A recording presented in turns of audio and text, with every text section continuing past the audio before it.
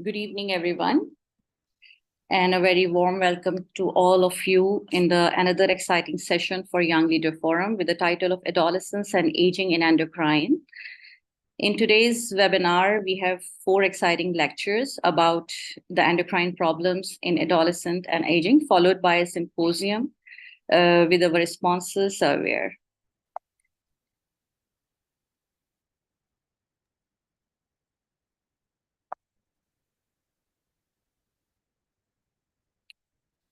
Please remember that this webinar is having a parallel live streaming on the EDES YouTube channel, as well as you can achieve on demand on our institute website, which is given here, and can avail it later. Don't forget to ask your questions in the Q&A box and mention the speaker's name along with your questions. We have applied for CME through the Dubai Health Authority, and within a 4 weeks' time, the CME certificates will be given to the emails of the attendees provided. So without further delay, I would like to introduce my first speaker, Dr. Fatma Al-Kaabi. She's consultant endocrinologist in Tawam Hospital. Dr. Fatma has completed her fellowship, and afterwards she joined the position in Al-Ain Hospital and actively involved in different workshops and development of the guidelines and residency structure. Today's talk is about menopause and hormone replacement therapy. So Dr. Fatma, welcome, and please start your lecture without further delay. You can share the screen now.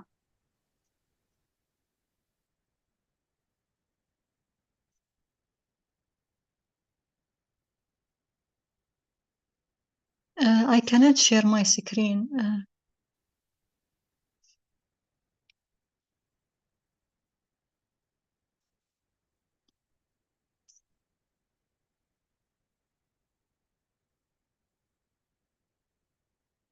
Thank you for the nice introduction.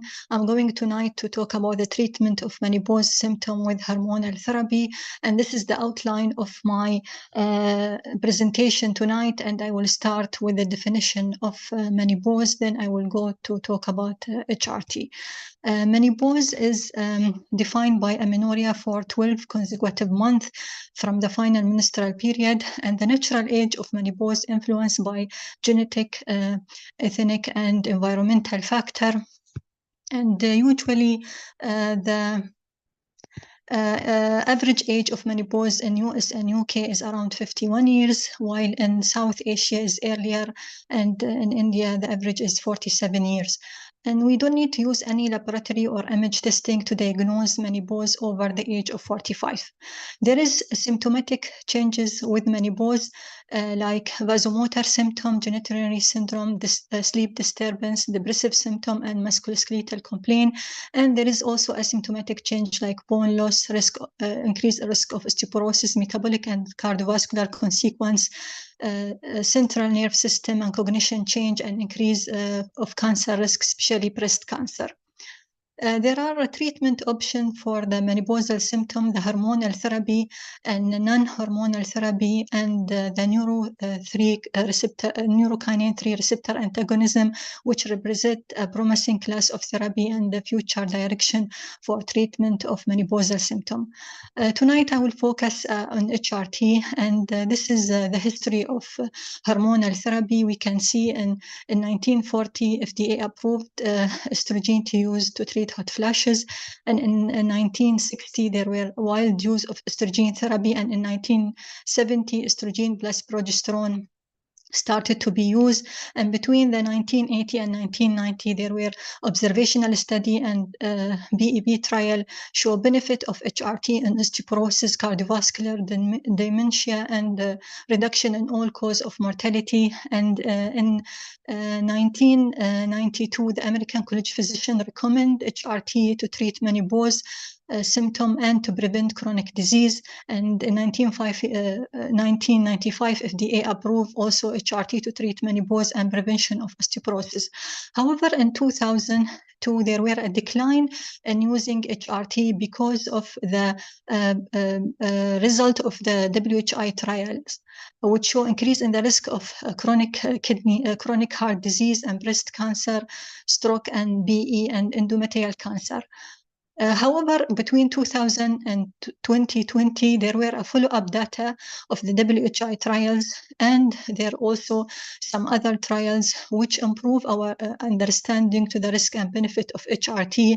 And they've been approved and shown that initiation of HRT close to menopause is most likely to be greatest benefit, and HRT for prevention of chronic disease is unsupported except osteoporosis. This is the follow-up of WHI trial in women under the age of 60, and we can see that it have high benefit to treat symptomatic women who have younger than age of 60, and we can see the benefit in both arms, the estrogen and estrogen progesterone arm in the blue color, all cause of mortality and all fracture and diabetes reduction in those women.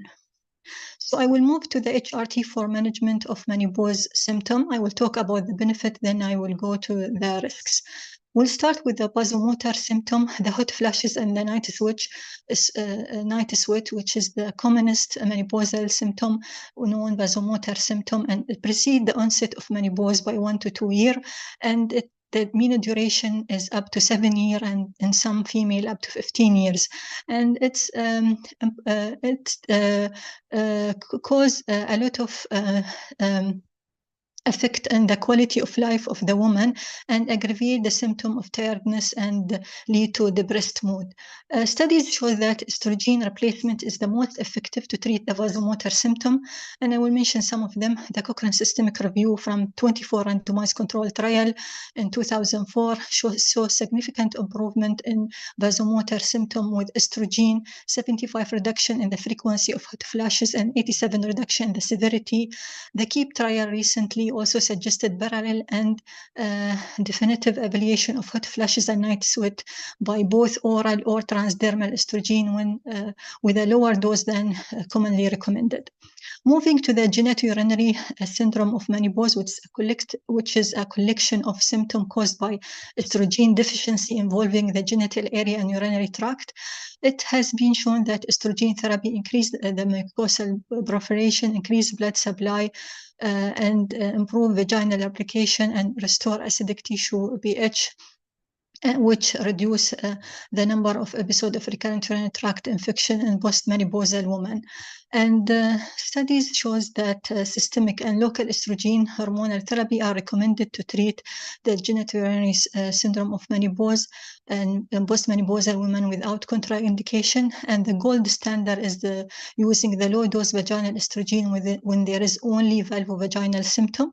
This low-dose vaginal estrogen may restrict but not eliminate the systemic absorption of estrogen, and there is no need for parallel progesterone therapy or endometrial surveillance when we use it. Moving to the HRT and osteoporosis benefit, estrogen is the major hormonal regulator in bone resorption and formation, and it has protective effect on bone by regulating osteocyte, osteoclast, and osteoblast. FDA-approved estrogen to be used to prevent instead of treat of postmenopausal osteoporosis. And recently, Endocrine Society updated the guideline in 2020 and provide professional advice. And they recommend HRT to prevent all category of fracture in postmenopausal women with symptom and high risk of fracture, and especially those who are not eligible for bone-specific treatment. There were also several studies. I will mention some.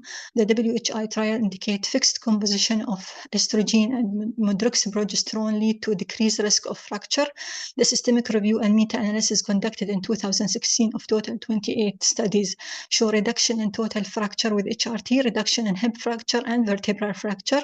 Also, the NICE guideline review, total of 20 randomized controlled trial and 21 cohort study showed using HRT were significantly less likely to sustain any type of fracture. Studies have indicated that low dose and standard dose therapy with estrogen and progesterone both safe and effective in increasing and maintaining bone mineral density.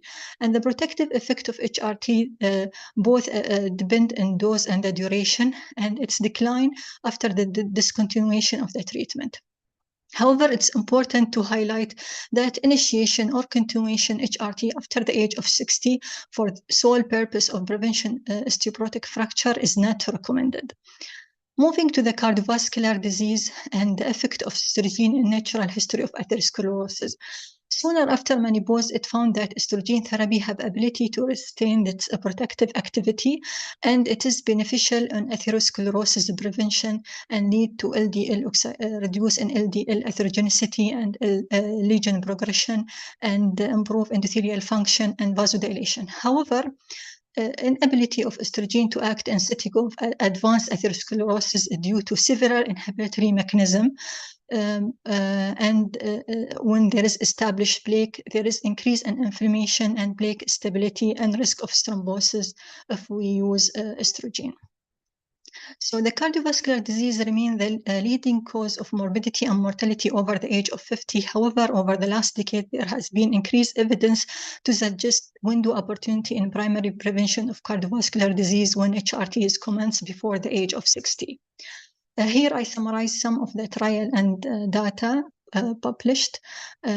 And in this slide, I will summarize the outcome for the recommendation of those studies. The HRT started before the age of 60 or within 10 years of menopause is associated with reduction in atherosclerosis, coronary heart disease, and death from cardiovascular cause, as well as all cause of mortality. And there is no increase in cardiovascular event or cardiovascular mortality or all cause of mortality when initiate HRT more than 10 years after menopause.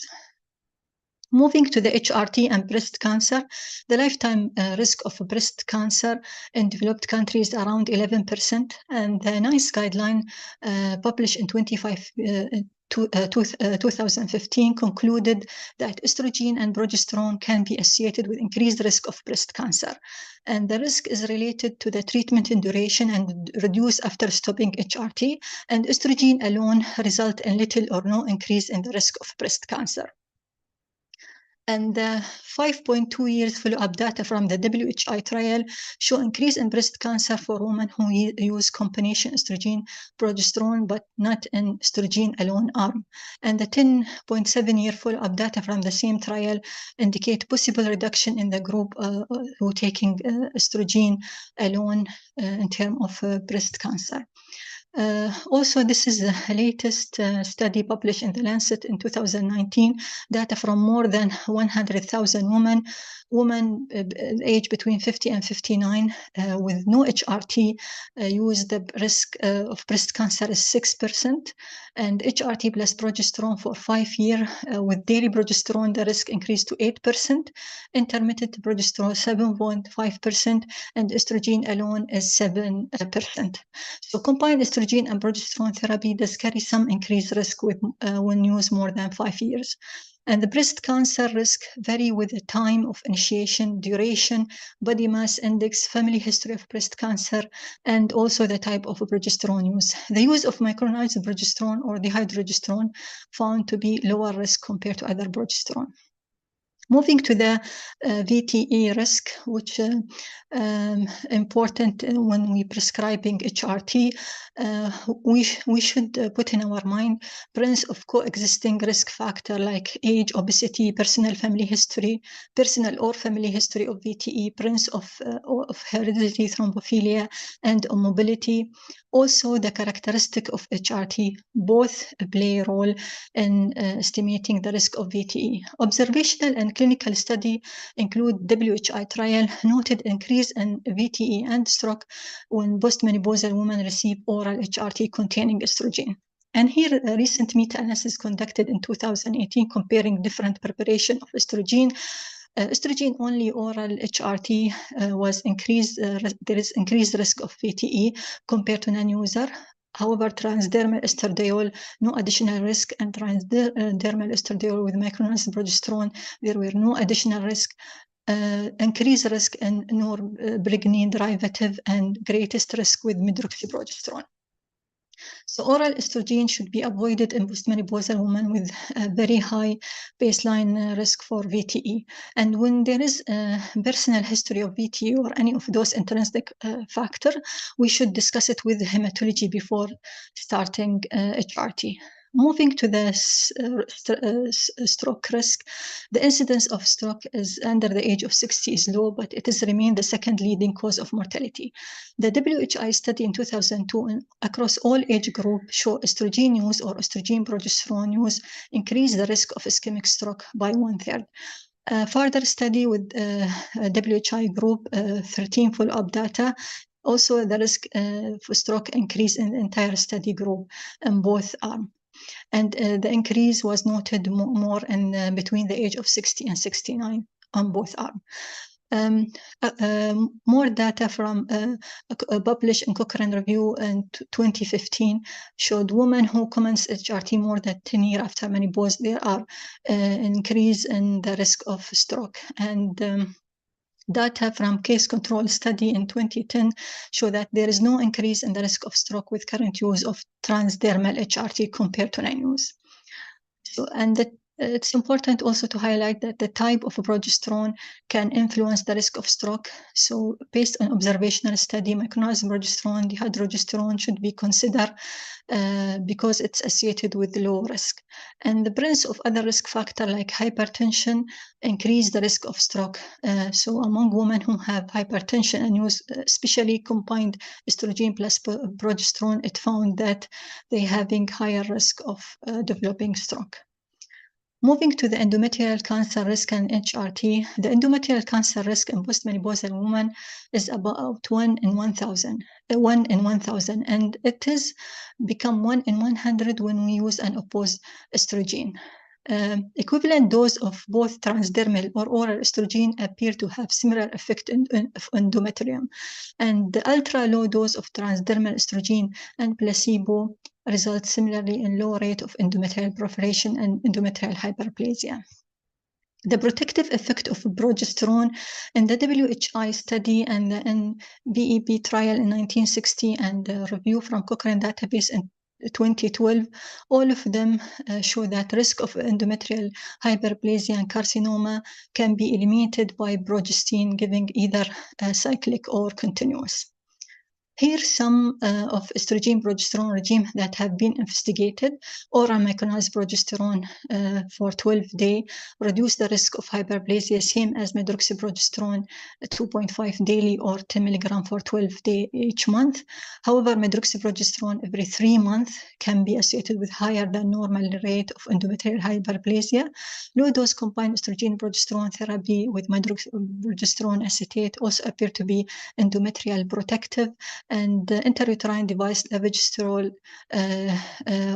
which using as a contraceptive agent, and we can there is off-label use for endometrial protection when there is we want to avoid the systemic effect of the progestin. It also can be used. Regarding the HRT and cognition, the concept of using HRT to protect cognition and reduce the risk of dementia is controversial. Observational data suggest when it started early, it can be protective. However, evidence from WHI does not show any significant improvement or worsening in women over the age of 50 taking HRT, and also sub-analysis suggest increase in risk of dementia at age of 65 and 76 years. So using HRT or initiated for the purpose of improving cognition is not recommended. Moving to the HRT and diabetes, estrogen action through increased insulin sensitivity shown by several studies, and the WHI trial showed use of menopause hormonal therapy containing oral estrogen alone or combination with progesterone found to be associated with reduction in development of type 2 diabetes. Here, it is a general agreement between different guidelines regarding the indication of HRT is the menopausal symptom or premature ovarian insufficiency, the risk consideration, age and the time of the menopause, cardiovascular, breast cancer, lipid profile, smoking history, and individual's decision based on the risk-benefit ratio. The initiation less than age of 60 and within 10 years of onset of menopause, and duration is also individualized, but it should be less than 5 years or shorter duration based on the benefit and risk. The doses, lowest effective dose needed to relieve the symptom and minimize the risk. With regard to transdermal therapy, it's recommended for women who have elevated VTE risk, obesity, hypertension, hyperlipidemia, and vaginal therapy recommended for genitourinary syndrome. However, when there is risk of breast cancer, we have to discuss with oncologist. And the compound hormone therapy, it's not recommended by the FDA and not approved. Lack of the safety of the data and the efficacy of those. When we planning to initiate a menopausal hormonal therapy, we should confirm the vasomotor symptom that affecting the quality of life, and we should exclude absolute contraindication. Like breast and endometrial cancer, cardiovascular disease, stroke, and active liver disease, and undiagnosed vaginal bleeding. We can use cardiovascular calculator risk assessment, which is available online, and we can also use breast cancer assessment tool available online for the NIH, and here another one from the North American Menopause Society. HRT recommended at age of less than 60, as I mentioned, and menopause onset less than 10 years, and low risk of breast cancer and cardiovascular, and it's avoided in high risk breast cancer or cardiovascular disease, or age more than 60 or more than 10-year period of starting of menopause, and moderate risk of breast cancer or cardiovascular disease. We can consider it with caution when there is age more than 60 or menopause more than 10 years or moderate risk of breast cancer or cardiovascular. And in this category, we tend to use like micronized progesterone instead of medroxyprogesterone, low vaginal estrogen, transdermal, and with a clear history of estrogen-sensitive cancer, we should use non-hormonal therapy. There are several types of estrogen in HRT. There is oral and non-oral. Both oral and transdermal provide symptom benefit and bone-sparing effect. However, oral estrogen need higher dose because it's undergo hepatic first pass. Here, when we compare transdermal between oral estrogen, we can see that transdermal have serum level remain constant, and it's have natural effect in inflammatory marker compared to oral estrogen, and it can decrease triglyceride and natural effect in HDL and LDL, and can decrease also blood pressure and have natural effect in insulin like growth factor, minimal increase in SHBG, and natural effect on clotting protein synthesis compared to the oral estrogen. There are also several types of progesterone in HRT. I will not go through all of them, but here I'm like highlighting some of them. Some of them have anti-androgenic characteristic. Some of them have a weak androgenic activity. Some of them have aldosterone antagonist activity and good for fluid retention. And micronized progesterone and dihydrogesterone preferred for women with hypertriglyceridemia and have natural effect on lipid profile. And levogestrel intrauterine device and Mirena is useful when there is persist of progesterone adverse effect from the systemic HRT, or when there is a heavy bleeding with the cyclic HRT. So it's important to put in our mind that woman is very tolerant to progesterone, and we can change between the type of progesterone until reach when it's suitable to our patient. The bioidentical hormone, such as estradiol, esterol, and progesterone, preferred to hormone, it is the hormone that have similar chemical structure to those produced by the human ovary, and they have advantage over the synthetic or bioidentical alternative in that they have more natural effect on the risk of blood clot and low risk of breast cancer. With regarding to the duration and treatment of HRT, the standard recommendation is 5 years or less, not beyond the age of 60.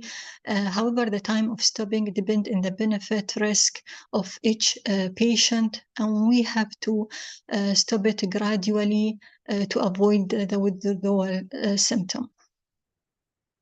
There is also some selective estrogen receptor modulator approved by the FDA to treat vasomotor symptom. The conjugated estrogen vasodoxepine have shown approved to treat vasomotor symptom as well as prevention of osteoporosis.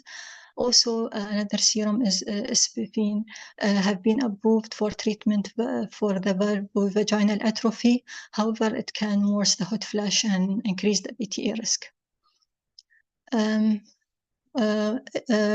Using HRT in menopausal transition remain unclear because there is a lack of long-term follow-up data with regard to cardiovascular and breast cancer risk. However, treatment during menopausal transition should be depend on the frequency, severity of the symptom, and the method can be individualized based on the intrinsic factor and the characteristic and female history. Dr. Fatma, the time is up. Yeah, thank you. This is the end of my presentation.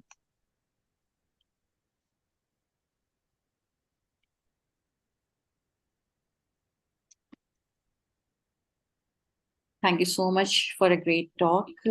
My next speaker is Dr. Raya Al-Mazrui.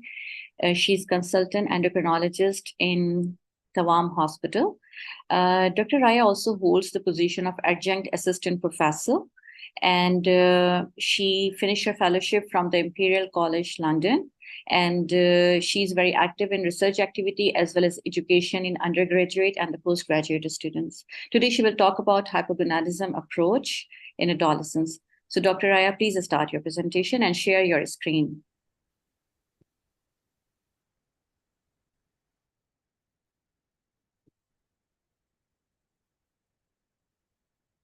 Thank you so much, Dr. Fawzia. I think you can see my screen now. Yeah, we can. So hopefully in the following 20 minutes, I will try to discuss approach to male hypogonadism in adolescence particularly. The outlines that we will cover is pathophysiology, followed by the common causes, and then the diagnostic approach and the treatment approach illustrated in two cases, one with hypogonadotrophic hypogonadism and then hypergonadotrophic hypogonadism. So just let me remove this. Sorry. How I can remove the bar and the top?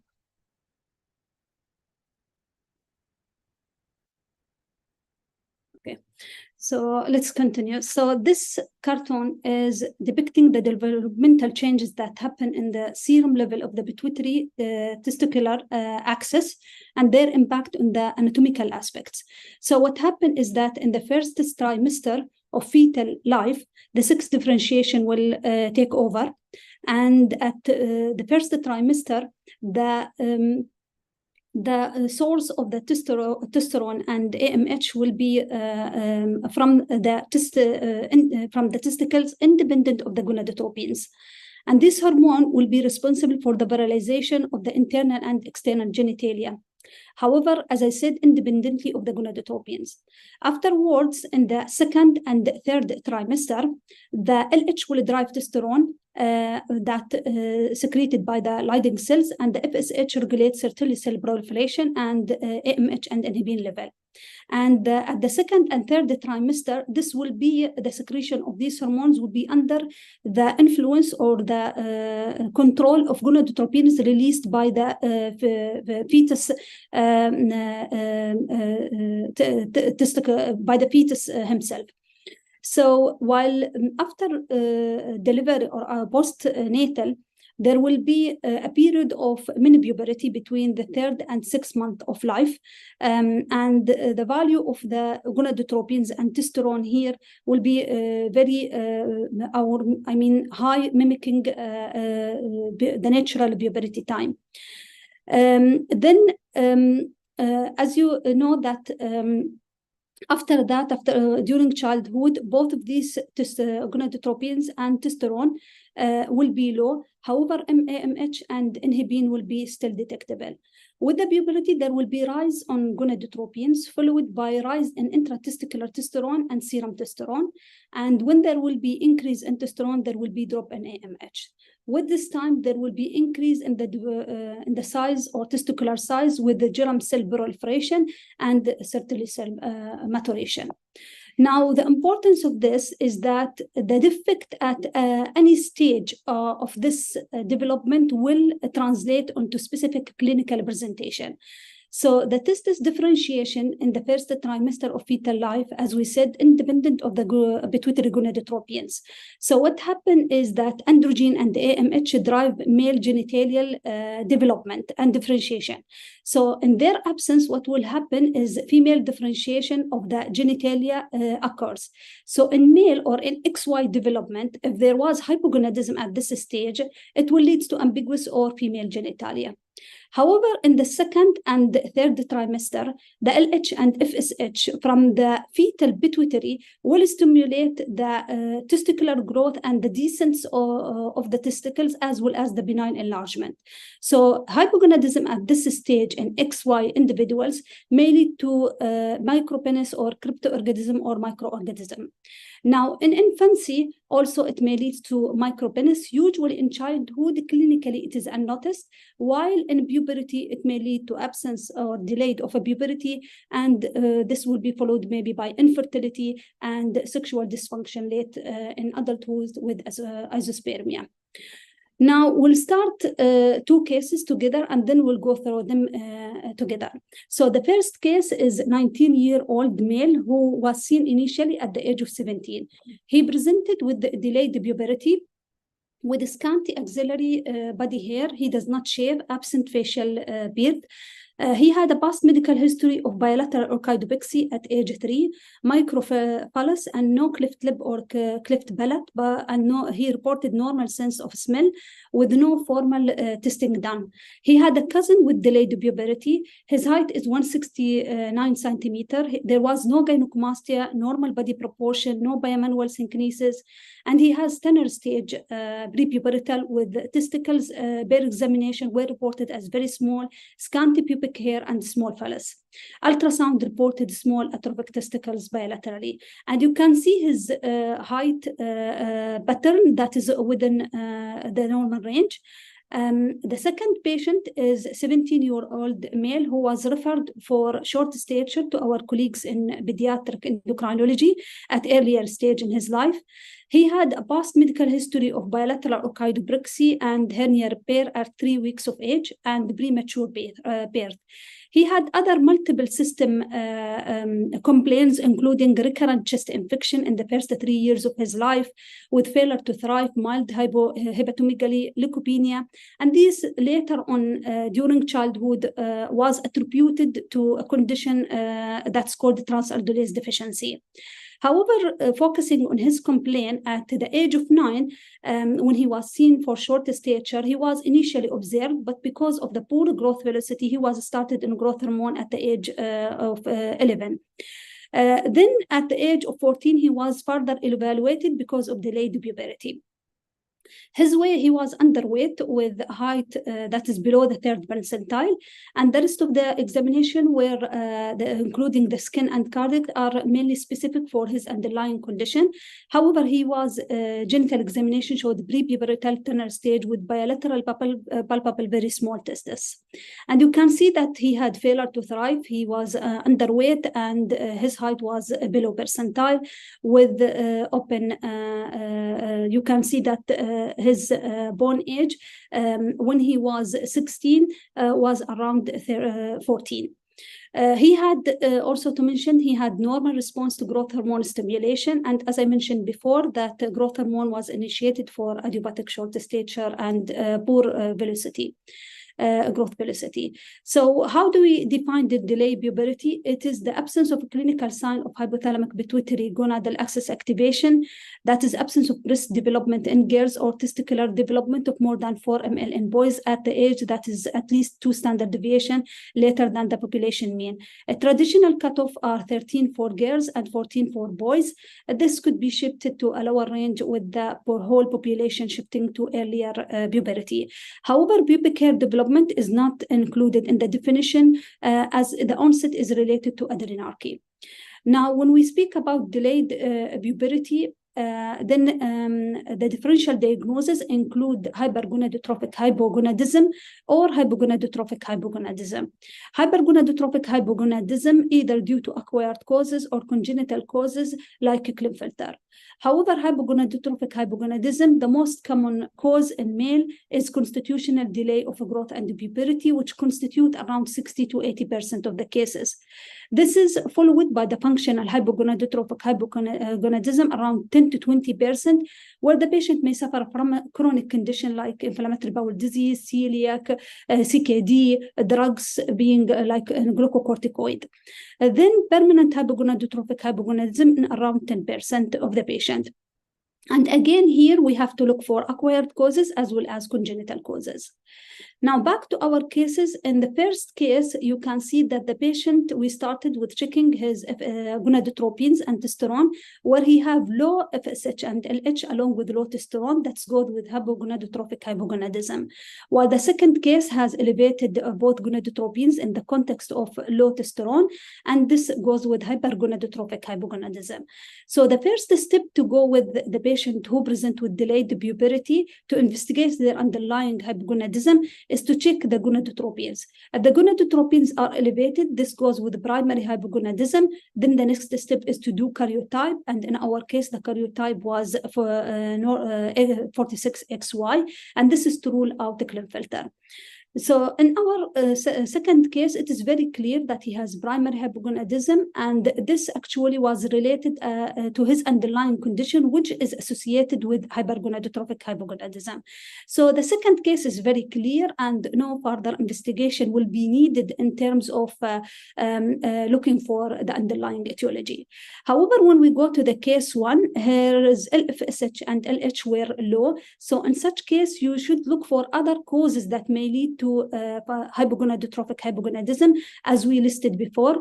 And these causes mainly that you are trying to look for either acquired causes or any causes that may lead to functional hypogonadotrophic hypogonadism. After that, after we rule out these causes that leads to secondary and functional hypogonadotrophic hypogonadism, then we ended up that either this patient may have isolated congenital hypoc or hypogonadotrophic hypogonadism, or they could have constitutional delay of growth and puberty. And now the dilemma is always how to differentiate between these two, because the approach in terms of their management will be quite different. So just to this table lists the clinical differences between various forms of puberty delay.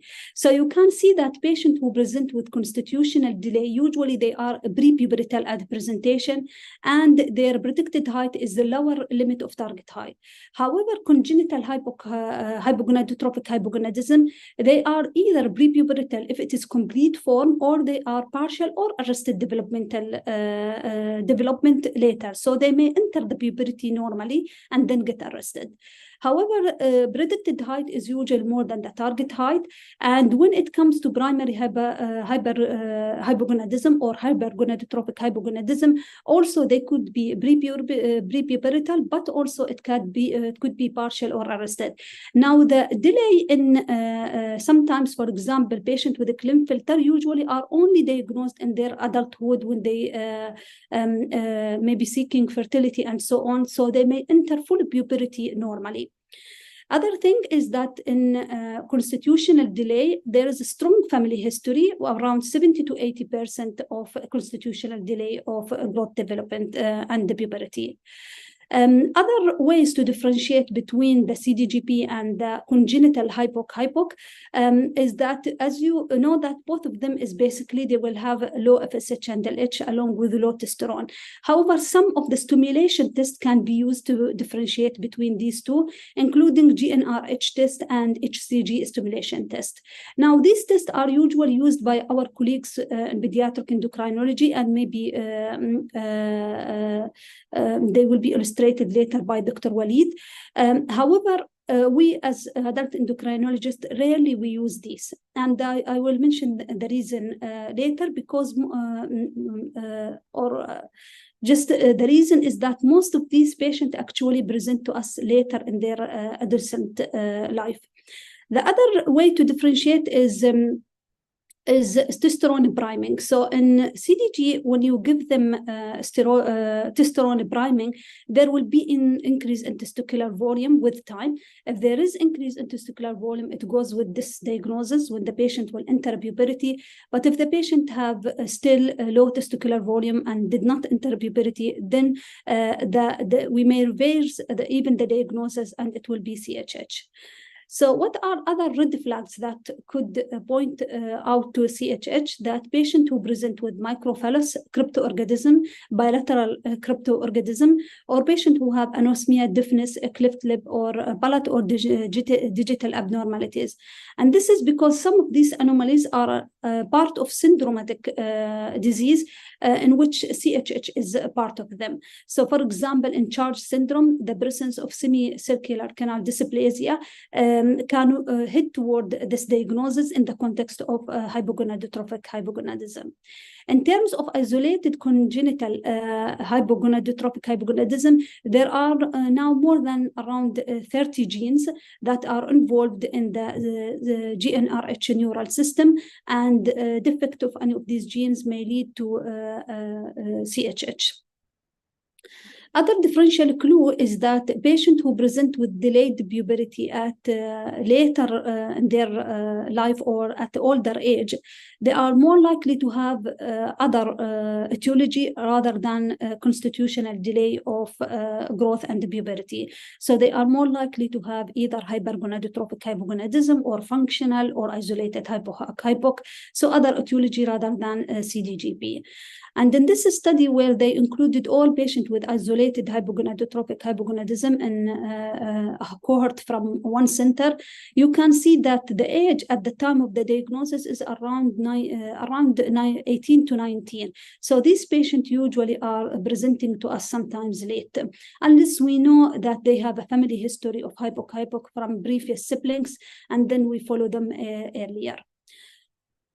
So back to this case, MRI was done for him, which was reported normal. So why we do MRI in such cases? It is to exclude hypothalamic pituitary region, and also to look for defects in the olfactory bulbs and other structures where it can give us a clue toward other syndromes.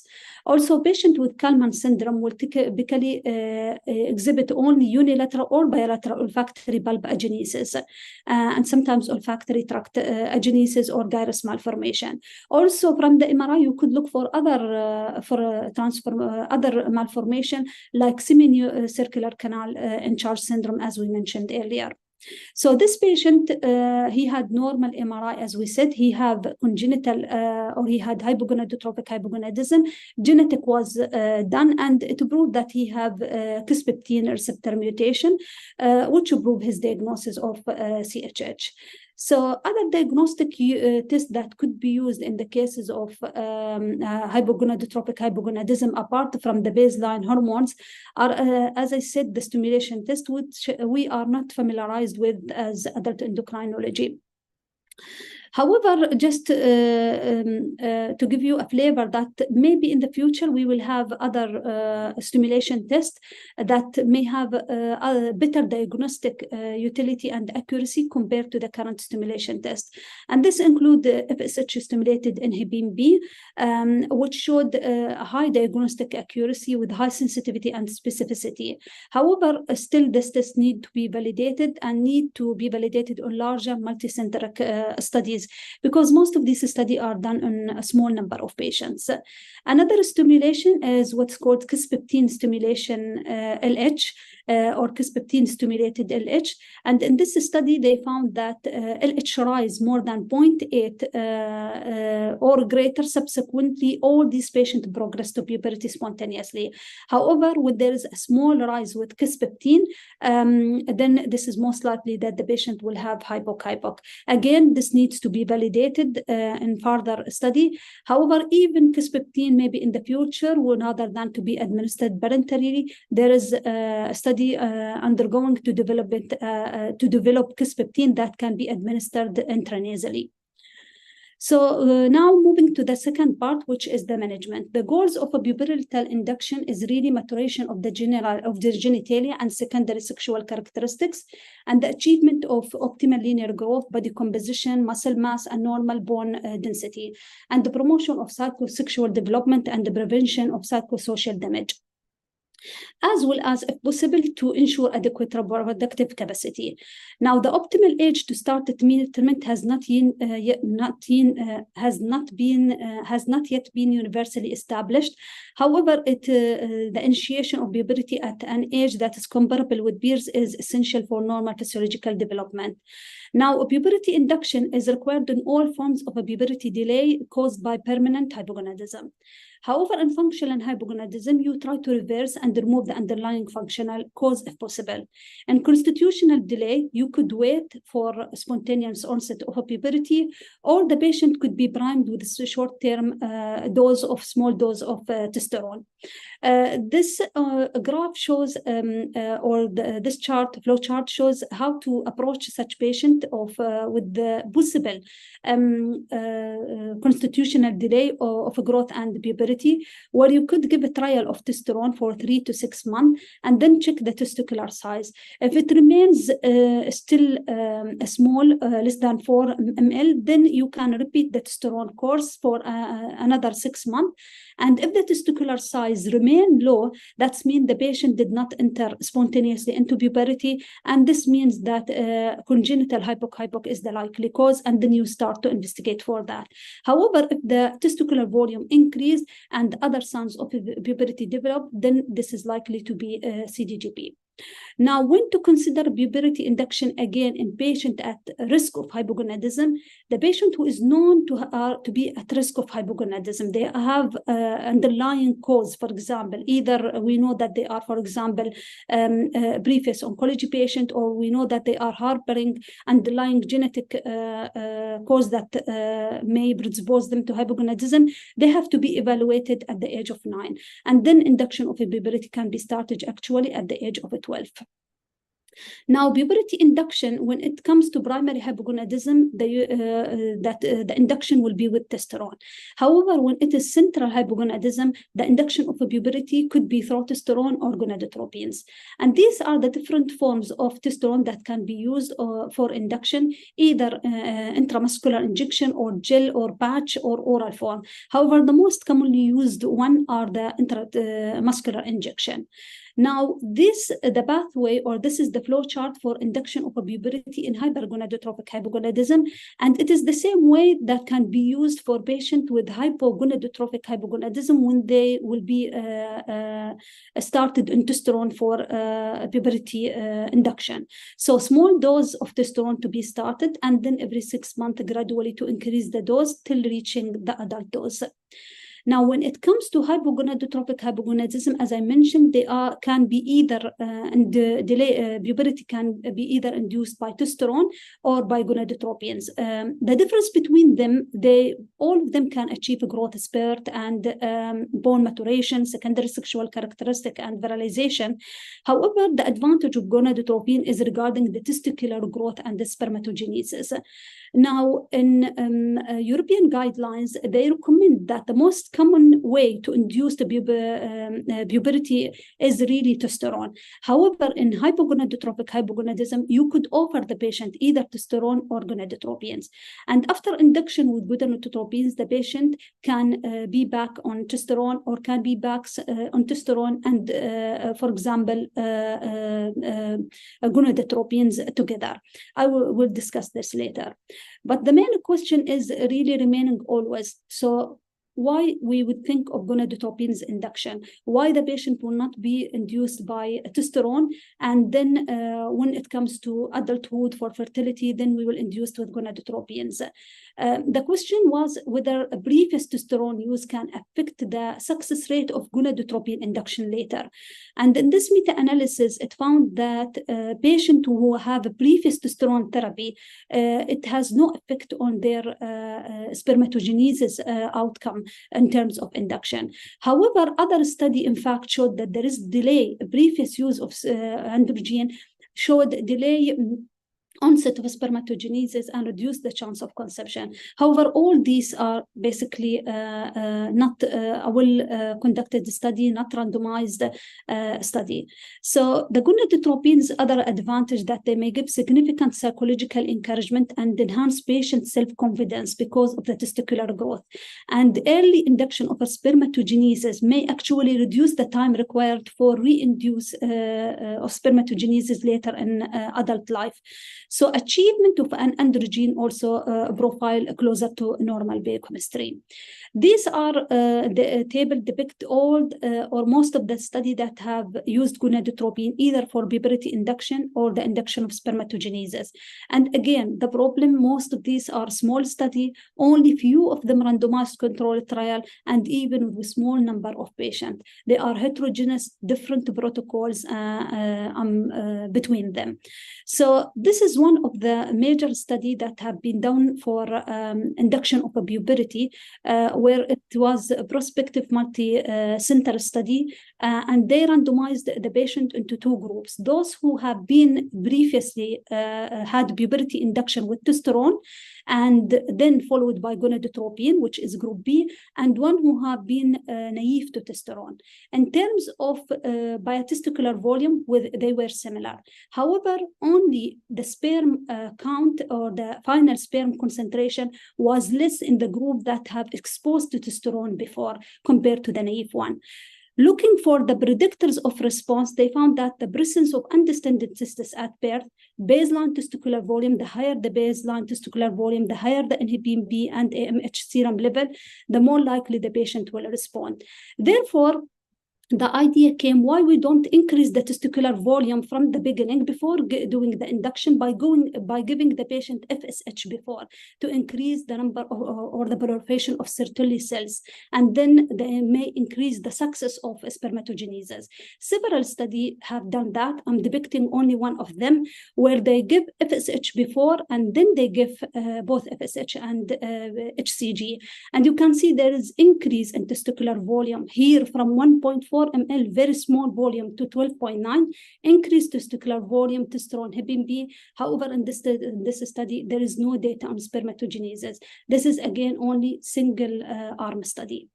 Now, overall, if the patient with delayed puberty and congenital hypoc, to start them on gonadotropins, check the testicular size. If the size of the testicles is small, give priming with FSH before and then add beta HCG.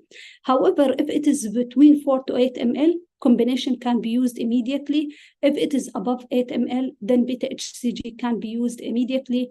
If it is more than 12 ml, testosterone can be used, and then induction with gonadotropins can be used later in adulthood. So what we need really is a larger study with multi-center harmonization between patients who are enrolled, and look if the really pre-treatment with FSH would affect the productive outcome. This is just repetition that with testosterone, how to induce with testosterone and how to induce with the gonadotropins. Follow up after starting gonadotropin induction, you need to follow the patient clinically and biochemically as depicted here. Some of these will be done only every 6 months. So what we did for these two patients, the first patient with the congenital hypoc, we just started him in small dose of SH, and then we... Can we go ahead fast? Let's see Yes. the time. Okay, so I think this is the last slide. So 75 unit 3 times weekly. Then we increased the dose. He took FSH alone priming for 4 months. Then HCG was added with a gradual increase. Clinically, he moved from Tanner stage 1 to 3. There was increase in his testicular size, still awaiting confirmation with ultrasound. Regarding the hypergonadotrophic hypogonadism, we started him in testosterone, and you can see once testosterone was started, actually even his response to growth hormone and growth spurt improved. So in conclusion, delayed puberty is defined as the absence of physical signs of puberty, 2 standard deviation above the mean age, Treatment usually tailored according to each patient's clinical history and needs. A most common way for induction of puberty is with testosterone or other new testosterone formulation. However, another new option is gonadotropin induction treatment, and it has the advantage of potentially increasing testicular volume and induce spermatogenesis, but a need for larger study in the future and to define which patient needs priming with FSH before that. And also it may let us know who is poor responding so that they will have a tissue reservation. With that, I finish my presentation. I'm sorry for being late.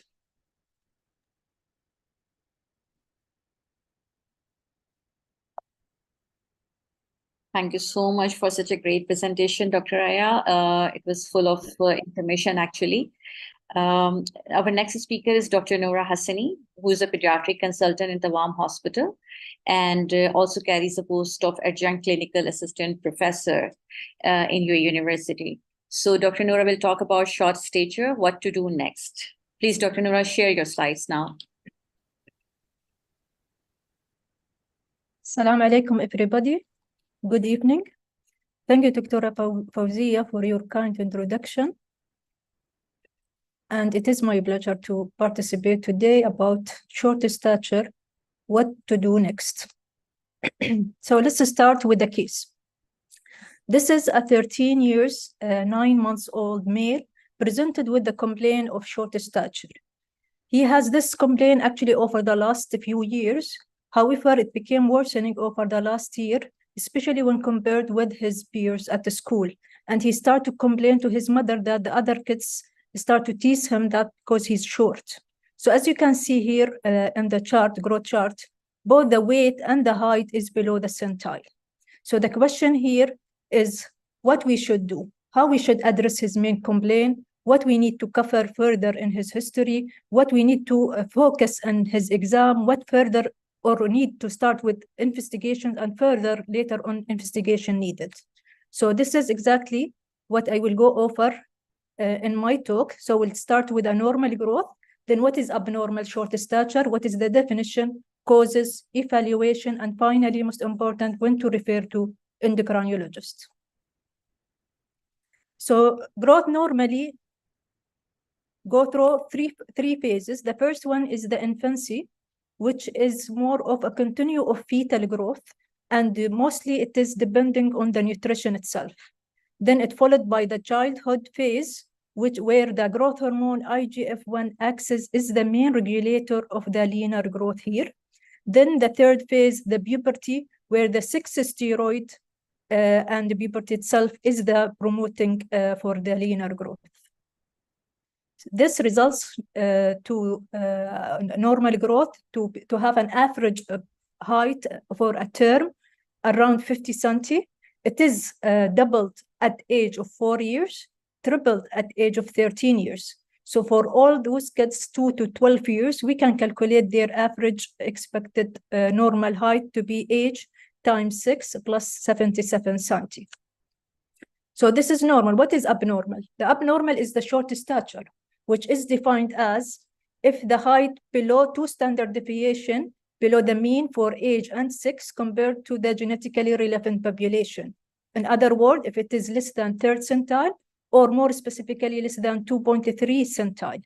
We should include as well those who are less than 2 standard deviation below their mid-parental height and those with the poor growth velocity for the age. The causes of growth, short stature, multiple. It could be classified mostly as primary growth disorders, secondary growth disorders, or idiopathic, based on the SP. So regarding the primary growth disorders, it may include syndromic causes such Turner, Down, Noonan syndrome, could be the SGA who didn't catch up by age of 2 years, skeletal dysplasia such as achondroplasia. Secondary causes may include malnutrition, may include any chronic systemic illness such cardiac illness, celiac disease, inflammatory bowel disease, growth hormone deficiency, whether idiopathic or associated with other pituitary hormones, trauma, infection. Could be as well due to IGF-1 axis defects such IGF-1 deficiency. could be due to associated with other endocrine disorders, such seen in Cushing syndrome, hypothyroidism, could be due to metabolic disorders, psychosocial factors play a major role as well, and finally could be iatrogenic. The idiopathic short stature could be familial or non-familial short stature. Most common forms we are seeing in our clinics, either familial or could be even constitutional delay of growth and puberty. So what is the difference between the two? Familial short stature could happen in a male or female. Usually they are normal in length at birth. Family history positive for short stature, where the parents as well short. Growth velocity usually normal, but yes, below the centile, and they end with having short adults below the centile, but within their target height. If you will do the bone age, it will be equal to their chronological age. While for constitutional delay, usually it affects the boys more. They have normal length at birth. Clinically, they will do have delayed puberty, and family history, there might be delayed puberty as well with the one of the parents who are usually having a normal or average height. Those patients, they have a normal growth velocity. As we said, clinically delayed puberty, but their final height is within normal because they catch up whenever they start the puberty. And if you will do a bone age, it will be delayed. So how we should evaluate patient with short stature? The first thing is to start with more of a thorough history and physical exam. Then the next step is to make sure that you did assess or proper growth assessment has been done. And the third step is the investigation, whether the first or second line investigations. So regarding history, very important to check with the family and the patient himself when he start to have this complaint. For how long? How is the progress? Is there any other associated symptoms? What about the weight? Is there an issue with the teeth? What is the birth history? The gestational age, the birth weight? What is the family history? The parent's height is very important to calculate mid-parental height. Is he taking any chronic medications? Is he having any chronic illness? Why? Because all of these can give you clue from the beginning what could be the cause. So for example, if there is history of delay puberty with parents, you need to consider constitutional delay. If there is a low birth weight, consider SGA. As for example, if there is history of clear headache, vomiting, for visual problems, you need to think of CNS and lesion, intracranial lesions, and so on. While for physical exam, general look at the patient, how he is, ill-looking, well-looking, has he undernutrition, overweight, is he really looking short, is there any dysmorphic features? Then take proper the weight, the height, and plot it to the chart. Look for the growth velocity. Check for specific symptoms, again, according to your history as well. So if there is any goiter, any heart murmur, look for musculoskeletal exam for any skeletal defects. And finally, the tenor stage for puberty. Again, this is important because if you have, from the beginning, disproportionate short stature, you need to think, for example, skeletal dysplasia or severe rickets. If there's dysmorphism, then probably more of related to a specific syndrome, such as Down syndrome or Turner syndrome. If there's hypertension, chronic renal failure need to be ruled out. If there is a goiter or coarse scan, hypothyroidism, central obesity or striae, the Cushing should be excluded. Second step is make sure you already cover the proper growth assessment. If by now you didn't do it, then you need to collect the missing information. So you need the accurate height measurements. You need to compare it to a normal population. You need to assess the body proportions, assess the height velocity, look and calculate for the mid-parental height, and finally assess the puberty. We'll go over each one of them. So accurate height measurements by taking the patient's height or length, depends on the age. So if the patient is below 2 years, then you need to check his length, and this should be checked by using a firm box with inflexible board against which the head lies and with movable footboard on which the foot is placed. While for the height, which is used for those kids above 2 years who can stand well, then better to take it under a wall-mounted stadiometer using or held while horizontal plane and applying pressure to the mastoid process in order to encourage the child to stand upright. After this, you need to plot this measurements you are taking into a proper age and sex-related chart with whatever you are using or your center is using, whether it's WHO, CDC, electronic or hard copies. The next step is to assess the body proportion, and this is very important to look for upper and to the lower segment ratio, as well as the arm span. And this is important mostly for those with disproportionate short stature, where you need to suspect, as we said, skeletal dysplasia. Assessment of growth velocity. This is done by taking what is the height, 2 readings of the height over a specific time, better to be evaluated over a full year, if not at least 6 months. And regarding the growth velocity, it is maximum during the first year of life. So with average 25 centi, then followed by around 10 to 14 centi over the second year of life. Then it starts to decrease to reach around 5 to 6 centi over the childhood period, which is around 5 to 6 years till time of a puberty. At time of puberty, it has been increased to 8 to 12 centi in girls, 10 to 14 years in boys.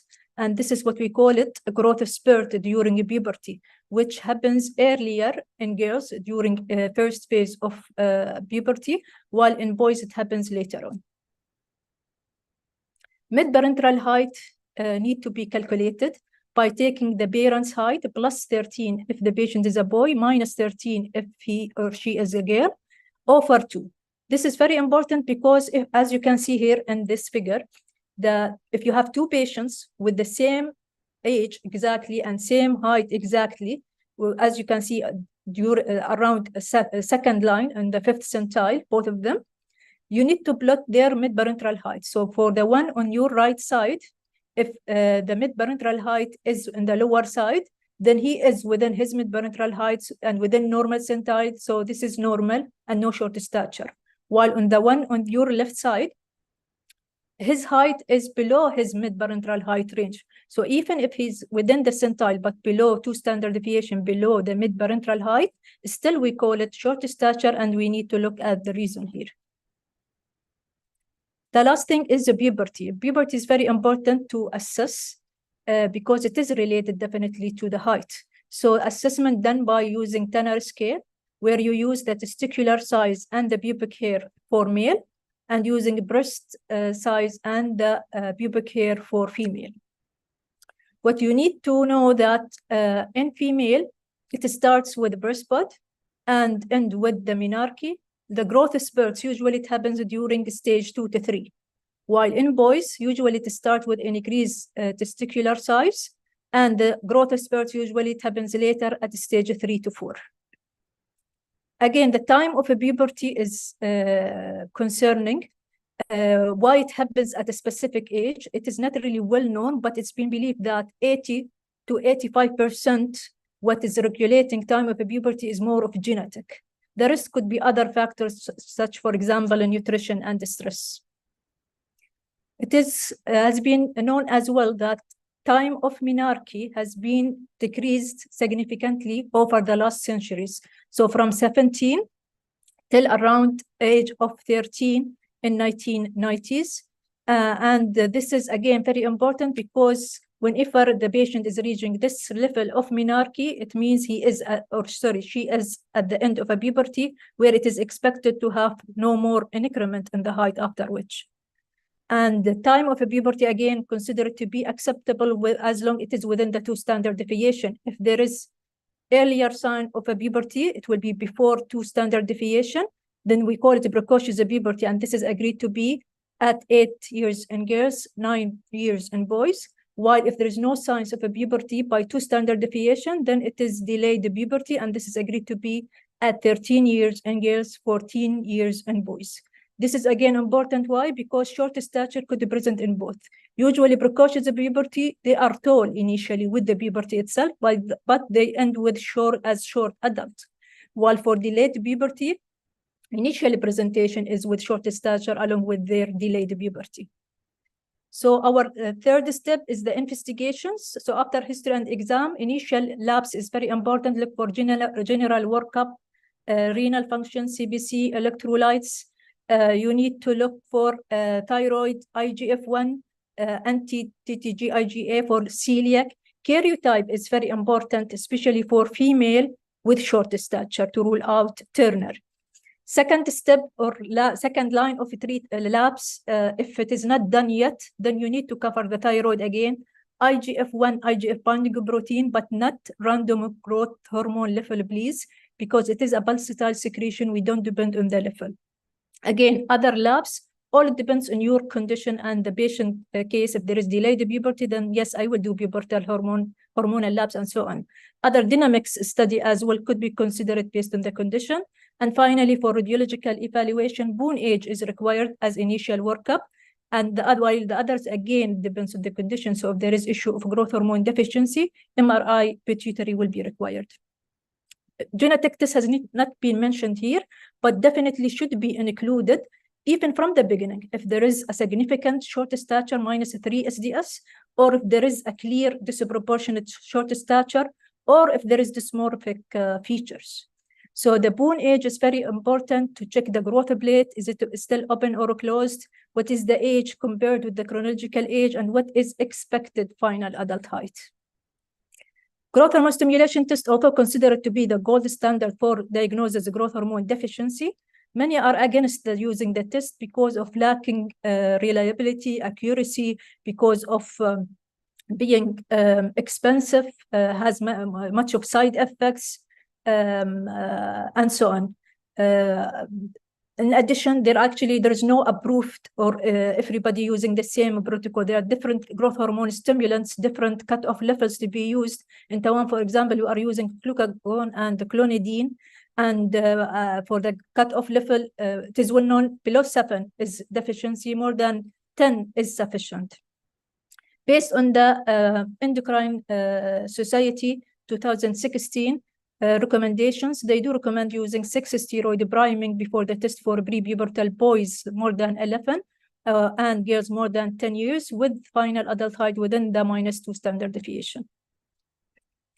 So this is just a summary you can use whenever you have a short stature and you finish with the first step of history and physical exam. So based on this, if you have a clear symptoms, you will go directly to that route to exclude the systemic or the endocrine symptoms you have. If patients dysmorphic, then again, is it disproportionate or not? Both will probably require a genetic assessment. If there is no dysmorphism, no clear symptoms, then again, assess the height compared to the weight and what is the growth velocity. Based on this, you can say, is it familial, constitutional, or more of an endocrine disorder?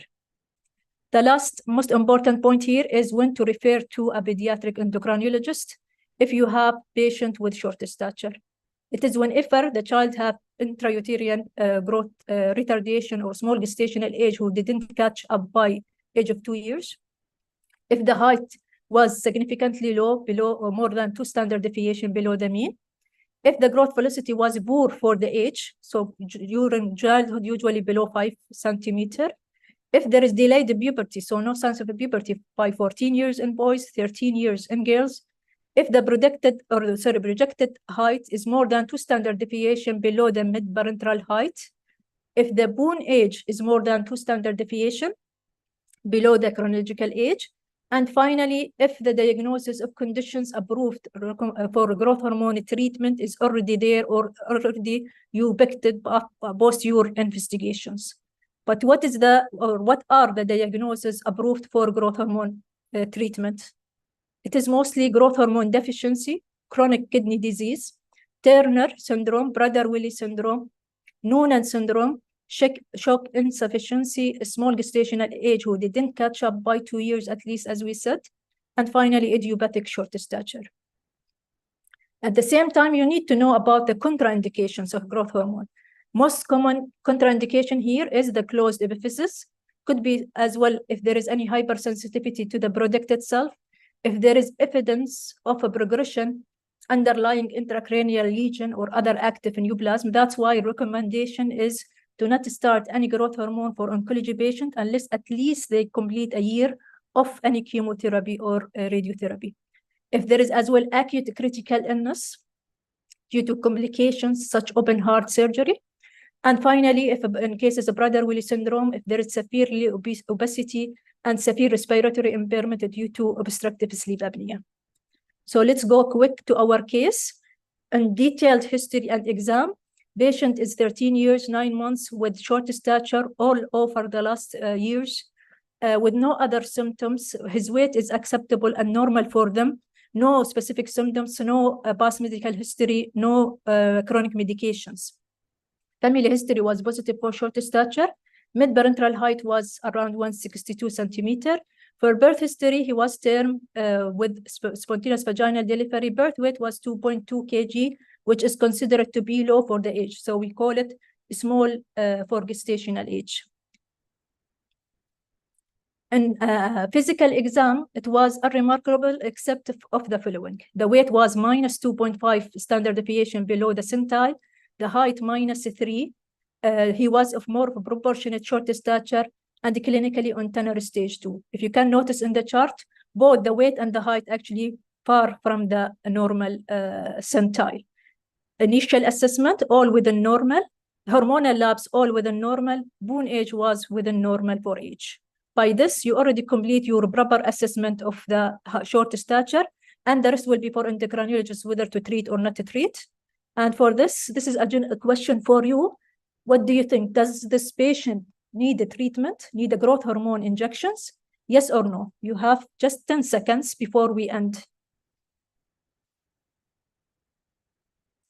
Do you think this patient need to be started on a growth hormone treatment?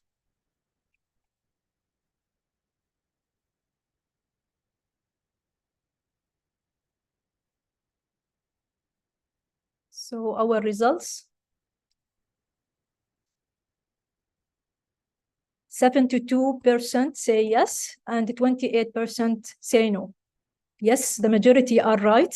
This patient need to be started on a growth hormone as a case of a small gestational age who didn't catch up by 2 years, and actually he is late presenter. Should be this started much earlier. So at the end, our take-home message is the following. Short stature is whenever the height is below the 2 standard deviation for the mean for the age and sex. A proper evaluation should be started through starting with thorough history and physical exam. Detailed proper growth assessment is essential. Further workup only required for some cases based on the initial findings, so not everybody is the same. And finally, there are indications for growth hormone treatment. So a short stature is not equal to growth hormone treatment. And the most common contraindication here is the closed epiphysis. By this, I come to the end. Thank you so much for your listening. And the mic back to Dr. Fawzia. Thank you so much, Dr. Nora, for finishing on time. And I would like to invite Dr. Waleed Kaplan for his talk, Hints and Pitfall in Delayed Puberty. Dr. Waleed is a very well-known figure for pediatric endocrinology. He's chair of pediatric department in the WAM Hospital, and he's recipient of multiple recognition award for his contribution in the endocrine field as well as the research. So without a minute delay, please, Dr. Waleed, if you could start your slides and we can see your presentation.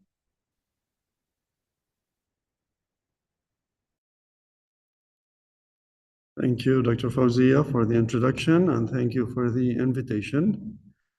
Actually, I am personally flattered to be invited to the Young Leader Forum. Thank you. That's a very good compliment. Second thing, my presentation will actually be easy because apparently Dr. Raya and Dr. Nora have presented several of my slides. So allow me to pass quickly on those slides that might have been presented earlier, but feel free to ask any question if you feel that you need more information. So again, I'm going to go briefly about the physiology of puberty in male and female, but then show you the normal variations between the puberty progression in both genders.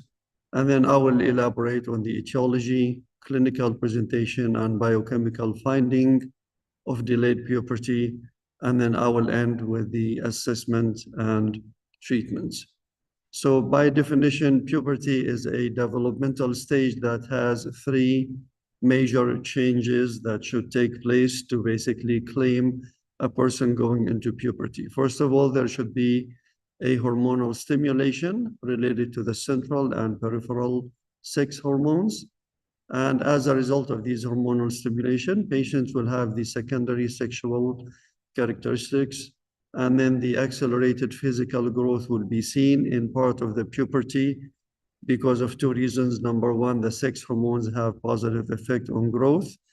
And the second one, because of the IGF growth hormone, IGF-1 axis is basically stimulated more during the puberty, and that results in the height spurt. So the onset of puberty, as Dr. Noura mentioned, is a multifactorial, nutritional, environmental, psychological, but mainly genetic. And Cas15 is one of the main genes that are known to basically be responsible for announcing the onset of puberty. And once the activity of the Cas15 gene is basically started, the hypothalamus will be making gonadotropin releasing hormone from slow pulses to more rapid pulses with higher amplitude. And this secretion will result in stimulation of the anterior pituitary. Similarly, the gonadotropin will be secreted in more frequent pulses and at higher concentration. And those gonadotropin from the pituitary will stimulate the gonads, testes in males and ovaries in females to make sex hormones. Sex hormones will be responsible for the feedback to control the level of hormones, but at the same time, they will be inducing the secondary sexual characteristics. It is very important at your level to know which pubertal signs are related to estrogen and which ones are related to testosterone. So simply, estrogen is mainly responsible for the breast development or for the changing body habitus in female, as well as the genital changes. Additionally, it will be stimulating the endometrial growth, leading to menstruation at the mid or second half of puberty. On the other side, androgen is responsible for other symptoms such as body odor, sexual hair, facial hair, acne, and male-type baldness, seborrheic changes in the skin, and the male body habitus, mainly the muscular growth in the body and the genital changes as well. So you have to keep in mind that there are some physical changes, such as the body odor, the pubic hair, and the acne. Those are seen in both genders, but they're induced by androgens in both genders as well. They will be more pronounced in males because androgen is higher in males than in females. On the other side, it is estimated that 50 to 60% of males will have a little bit of gynecomastia during the onset of puberty because they also have higher level of estrogen, but this will disappear later on. So you have to keep in mind those clinical symptoms and link them to the proper hormone when you make assessment of child with pubertal disorder. So to say a puberty is normal, we have to have three main conditions. First one, the timing. It should start between the age of 8 and 13 in females or 9 and 14 in males. So puberty before the age of 8 is in female is considered precocious puberty until proven otherwise. And no signs of puberty by the age of 13 is considered delayed puberty unless proven otherwise. Same thing in males, but it is 1 year ahead, so 9 to 14. So timing is the first condition for normal puberty. Progression is the second condition. Pubertal changes that appears and do not progress are abnormal. Pubertal changes that appear and progress too rapidly are abnormal as well. Order is the third condition. We believe, or we know that pubertal changes should start from the first sign of puberty and should follow a proper sequence to consider it normal. So the first sign of puberty in females is the breast development, while the first sign of puberty in males is testicular enlargement. So please pay attention. It is not the appearance of pubic hair. So if you see a female with pubic hair and no breast development, that girl is not in puberty yet. And if you see a boy with a pubic hair and no testicular enlargement, that boy is not in puberty either. Those early appearance of pubic hair is a sign of adrenal function, not necessarily gonadal function. So that's the first difference, is the time of puberty, as we said, 8 to 13 for the first sign in females, and 9 to 14. These data from Marshall and Tanner from 1969 are still considered the standard nowadays, but there is more tendency now to try to come up with a different age, mainly for the onset of puberty, because in many countries we have seen earlier onset of puberty. However, officially, we're still considering this age group for both gender. The second difference is the height spurt. It is seen about 1 year after the onset of puberty in females, but it takes more than 2 years in males to be seen. And that's why it is more likely to see taller females than male in the first half of puberty. But then in the second half, or by the end of puberty, it is common that males are in general taller than female, because the height spurt come late and because the total duration of puberty is about 1 year longer in boys than in girls. So what is the definition of delayed puberty? As Dr. Raya said, it is the absence of the first sign of puberty by more than 2 standard deviation of the mean age for a population. If there is no set standard deviation or mean age for the population, like in UAE, then we follow the age group I have told you about. So absence of breast development in females by 13 years of age is consistent with delayed puberty, and absence of testicular enlargement in boys by the age of 14 is also consistent with delayed puberty. What else do we see in delayed puberty? Most likely you see additional features such as slower growth or lower height percentile. I need to correct myself, actually, not necessarily slow growth velocity, but more of lower height percentile, delayed bone age, because of the effect of sex hormone on the bones is lacking. There is positive family history, as both Dr. Noura and Dr. Raya have mentioned, in the form of constitutional. More than 50% of the cases, it is one or both parents or some of the siblings have the same delayed puberty. And there are other diseases in the form of the functional or permanent delayed puberty. So let's look at 3 categories after we just review a simple scenario. A 14-year-old female coming to you because of delayed puberty. You do physical exam, you find that she has Tanner 3 pubic hair and Tanner 1 of breast development. Her height is at the 5th percentile. It looks like she's been having normal growth velocity. The bone age is 13.8, which is normal. So in your assessment, would you tell this child that you're okay, you're normal, let me see you back after 6 months? Or would you consider this patient having delayed puberty? Or you think she has non-classical congenital adrenal hyperplasia because she has Tanner stage 3 of pubic hair? Well, let's go one by one. Is she normal female? No, she's not, because she's 14 years and she has breast Tanner stage 1. So she has not have the first sign of puberty, and she's 14, so she's not normal. Does she have non-classical congenital adrenal hyperplasia? No, she does not, because having Tanner 3 of pubic hair by the age of 14 is normal. If she's 7 years old, I would consider this possibility. The second thing, I have showed that she has normal growth velocity and normal bone age, and usually in the non-classical, at least one of these 2 parameters will be abnormal. So a girl coming to you with this scenario should simply be classified as delayed puberty. Of course, we don't know the cause yet, but you should not be hesitant in diagnosing such a patient with delayed puberty. What causes delayed puberty? Again, Dr. Raya went through this. The vast majority of cases, mainly in boys, is constitutional. And then we have the functional and the hypergonadotropic hypogonadism as the second possibilities. So how do we differentiate between these three categories?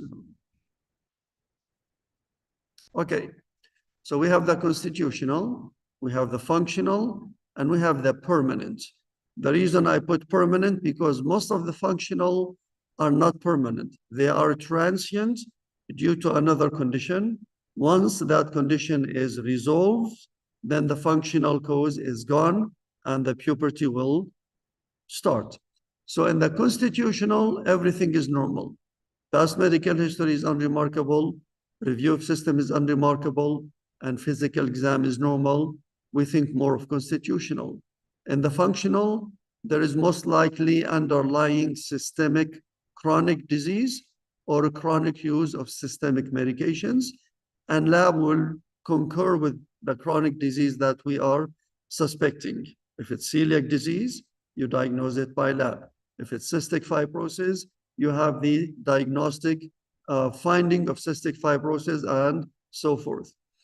In the permanent, most of the time there are congenital deformities in the central nervous system, and it might not be congenital, it might be acquired related to injury or surgery. And most of the time when you do imaging, you can confirm those diagnoses. So how do we look for, or how do we consider one versus other? We have to look for red flags. Again, Dr. Raya mentioned on this. So what are the red flag for congenital causes? If there are midline defects, cleft lip, cleft palate, central incisor, central tooth, that is basically midline defect. If there is micropenis, that is midline defect. If patient has multiple anomalies, we think of congenital. If there are bilateral undescended testes at birth, we think of congenital. If there are multiple hormonal deficiency of the pituitary, we also think of congenital. Again, this might be acquired if there is supporting history, and unfortunately, most of those conditions are permanent. The functional on the other side, there is systemic disease, Crohn's disease, celiac disease, cystic fibrosis, chronic malnutrition, like an anorexia nervosa, chronic steroid or chemotherapy. All these will compromise the hypothalamus pituitary axis integrity and lead to delayed puberty. Once we treat those conditions, then the pubertal axis will recover and puberty will happen. If there are none, as I said before, then we think of constitutional. So how do we approach those patients? You have a male or female lacking the first sign of puberty by the set age that I have told you about. First of all, you need to rule out pathophysiology causes, because the constitutional is a diagnosis of exclusion. So you have to make sure there are no CNS abnormality.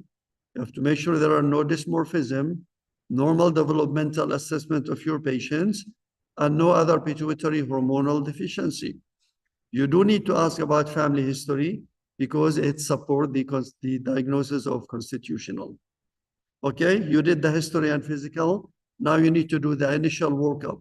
We need to assess the pituitary gland by measuring LH and FSH. And please, please, and please again, remember, we should do a morning fasting samples. Doing blood test on a child at 3 p.m. will result in a falsely positive value. It's going to be low because it is not the time of the day where we see a peak of those hormones. This is true for gonadotropin to assess the pituitary, and this is true for the sex hormone that we do to assess ovaries or testes, and we might do anti-Mullerian hormone or NHB to further assess the gonads. Karyotype is needed, especially if there is physical feature that make you suspect Klinefelter or Turner syndrome. One important thing that I want you to remember, if your female patient is younger than 13 or your male patient is younger than 14, they do not meet the age cutoff of delayed puberty. So please do not do those hormonal studies on those patients, because if you have a value of zeros on all and a child younger than this age, and they come to me, I will tell the parents, well, they're still in the prepubertal age. it is not abnormal to have prepubertal hormone levels. So you should do those things when your patients basically reach the expected age, and you should do them on a morning sample. I hope you will remember this.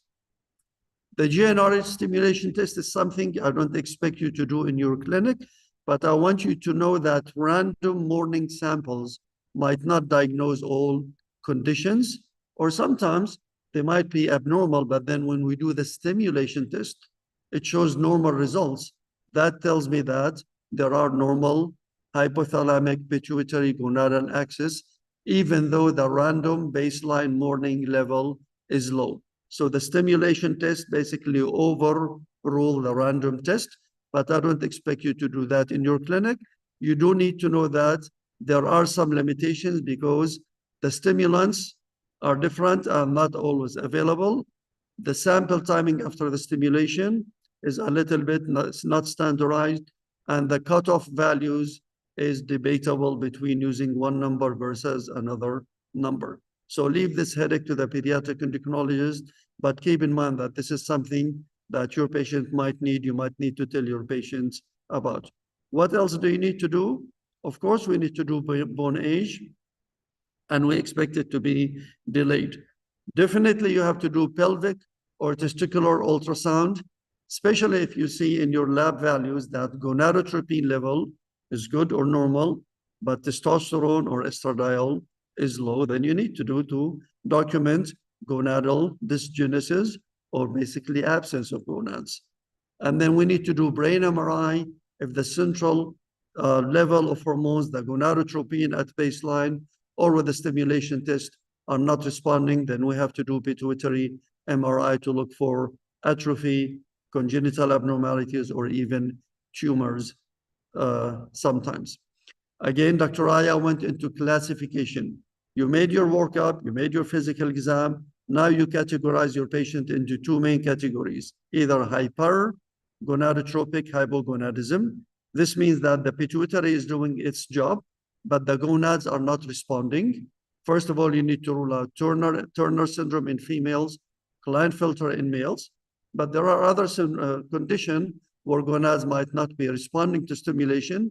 Could be autoimmune, such as in the autoimmune polyglandular syndrome type 1, which is rare, but again, it's a good reason of hypogonadism.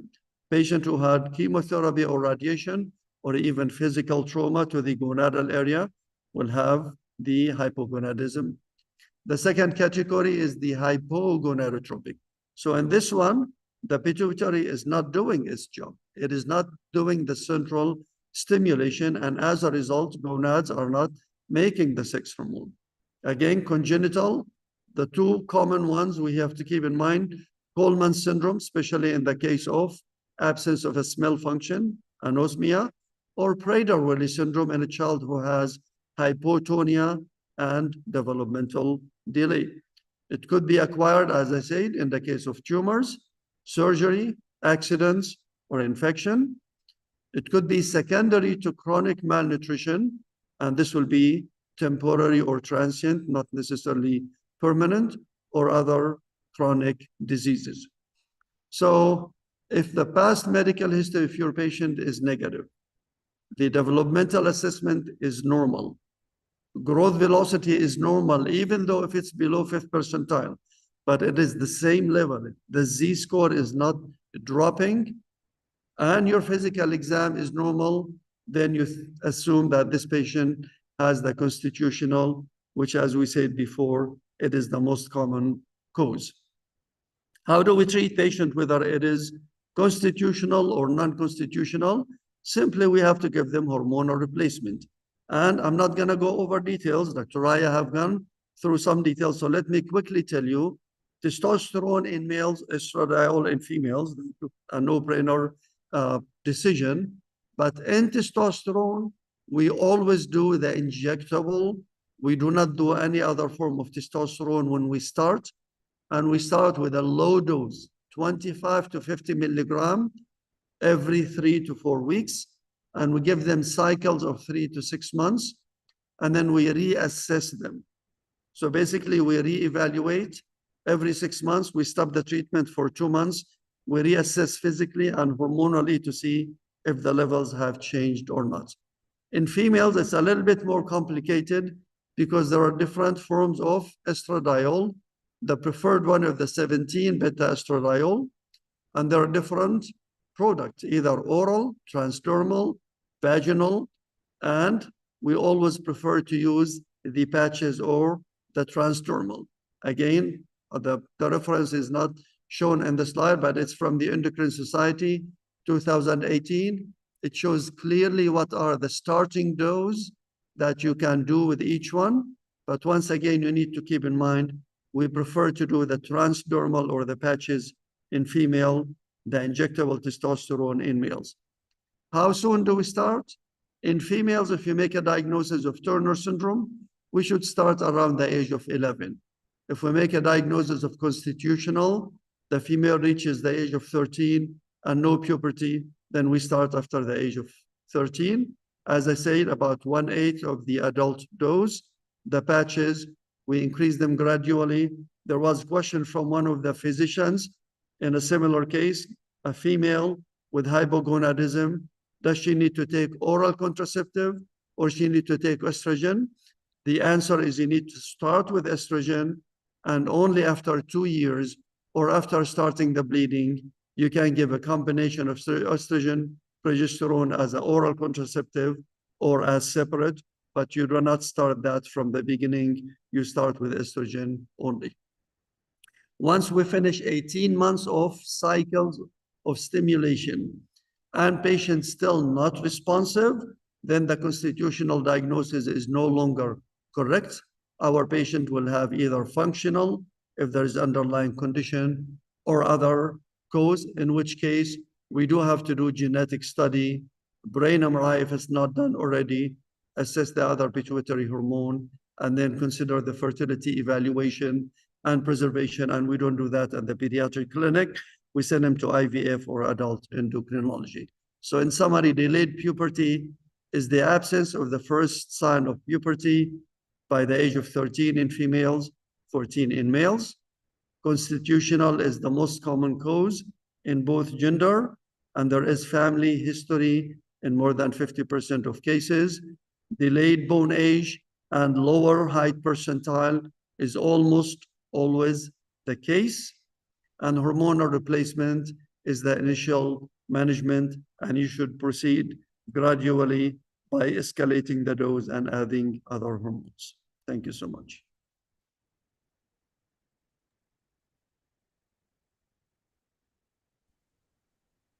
Thank you so much, Dr. Waleed, for your presentation and quickly capture all the necessary informations.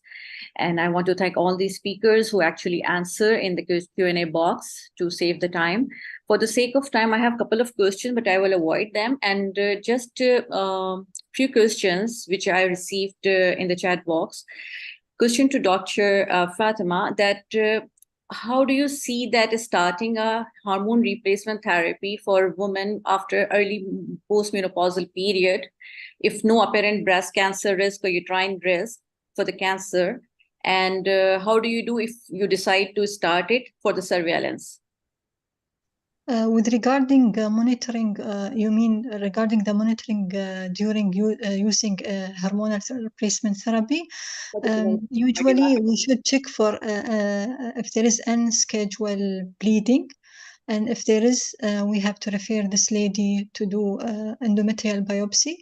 With regard to breast cancer, we have to advise them for a routine to adherent to the routine checkup for the breast cancer, which is belong to their appropriate age recommendation. Okay, so for the surveillance, how frequent you recommend to do the endometrial biopsy after initiation of HRT? It is only when there is unscheduled bleeding. This is based in the Endocrine Society guideline. Thank you so much. The question for even Dr. Raya, Dr. Waleed, and Dr. Noura, if they can answer, that in the setting of delayed puberty or hypogonadism, for the interpretation of hormone, how do you take the extremes of weight into the consideration for the interpretation of the hormone levels, extreme obesity or low birth or the low body weight? I will keep the answer for Dr. Walid. So again, low body weight, if Extreme it, can you hear me? Yeah. Or extreme body weight or underweight. For Yeah, obese, so let's start with the underweight. If underweight is consistent with nutritional abnormalities, we do not think that the hormonal axis is going to work properly. So I will basically expect that the values are going to be low, and I will relate them more to the underweight condition / nutritional status. For the overweight, we know that in the overweight patients, we will see earlier puberty than expected. However, none of the labs in pediatric patients, unfortunately, do have a BMI matched reference ranges. So they will show us the reference range for age and for tenor stage, but they do not link that to BMI. So we have to do the clinical interpretation, keeping in mind that we anticipate earlier puberty in obese males and females, but we still use the same value in lab interpretation. so clinical grounds are more important than biochemical assessment. Sure. Okay, Dr. Noura, what do you suggest about the growth hormone provocative test to repeat twice, or to do it once is enough in unequivocal results if it is less than 7 for the workup of short stature? Thank you for your question. For growth hormone stimulation tests, usually better to be done by using 2 stimulants, not 1 stimulant. In our center, we use the 2 at the same day, follow each other.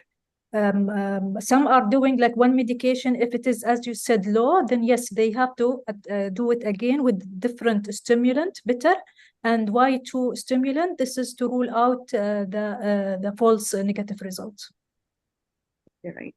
If I can comment, I would strongly advise against doing the test twice. As Dr. Noura said, we do use 2 stimulants once, but one of the major limitations of growth hormone stimulation is that it is non-reproducible. If I do it on my patient and it shows basically normal value, I would like to do it again or the opposite. There is up to 85% possibilities I will get different results, which means I have to do it a 3rd time in this case to see 2 against 1. So do not repeat it. It is not the best test we have, but we have to do it because we have no alternative, but do use 2 stimulants if you decide to do it. Okay. Thank you so much. I saw that many of you have answered the question in the chat box. I wouldn't.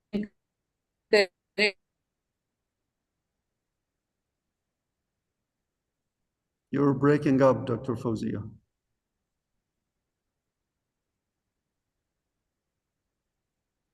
They will start.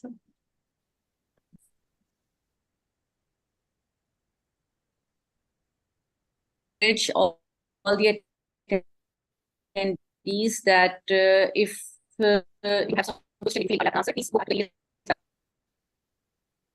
website. Anything was on demand. Because many people have the word in the present.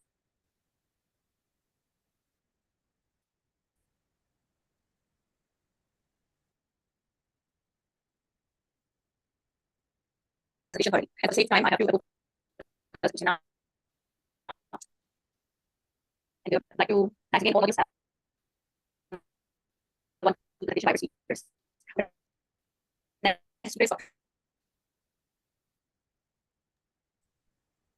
Dr. Fawzia, there's a lot of interruption. The voice is not clear from your side.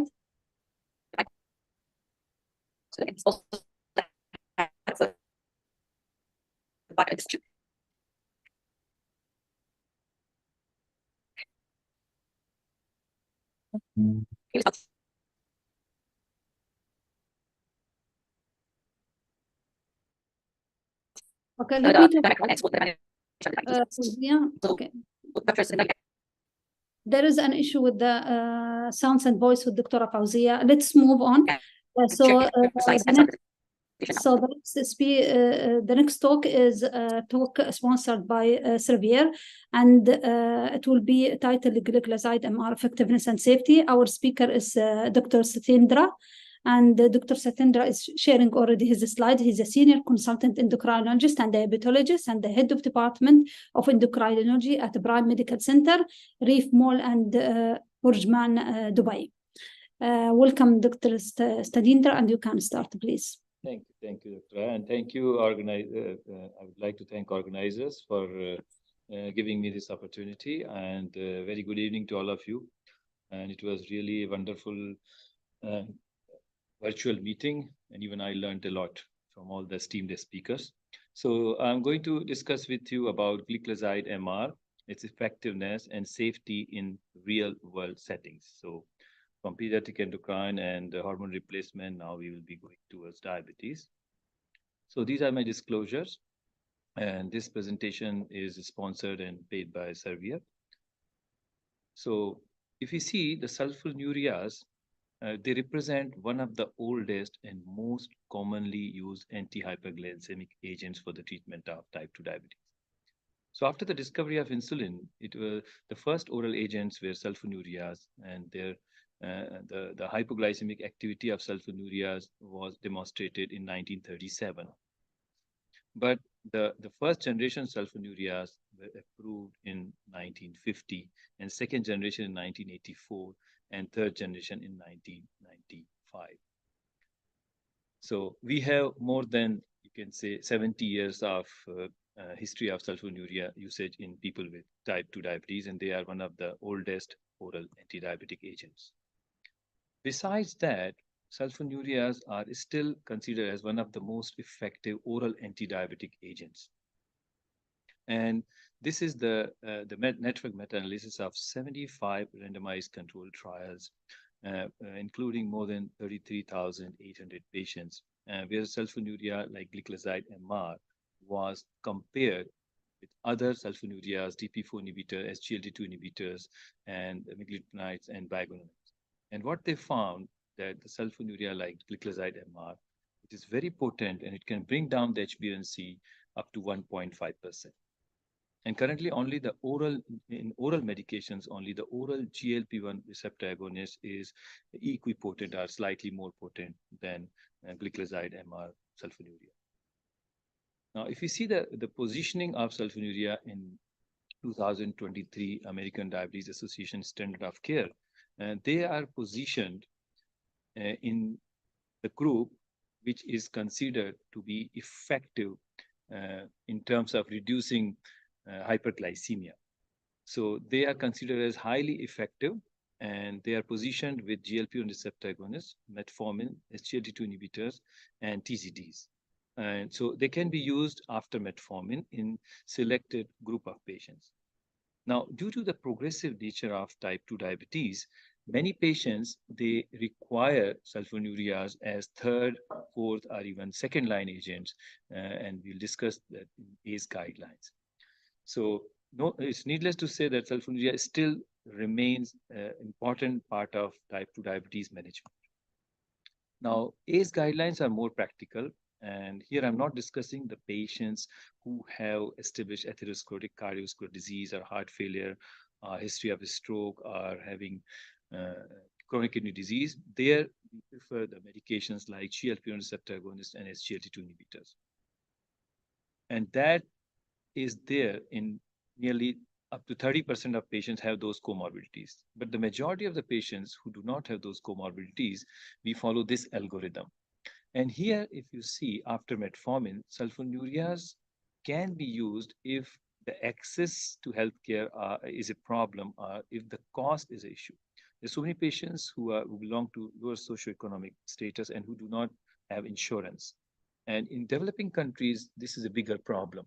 So there, sulfonylureas still remain as preferred oral drugs after metformin, along with metformin.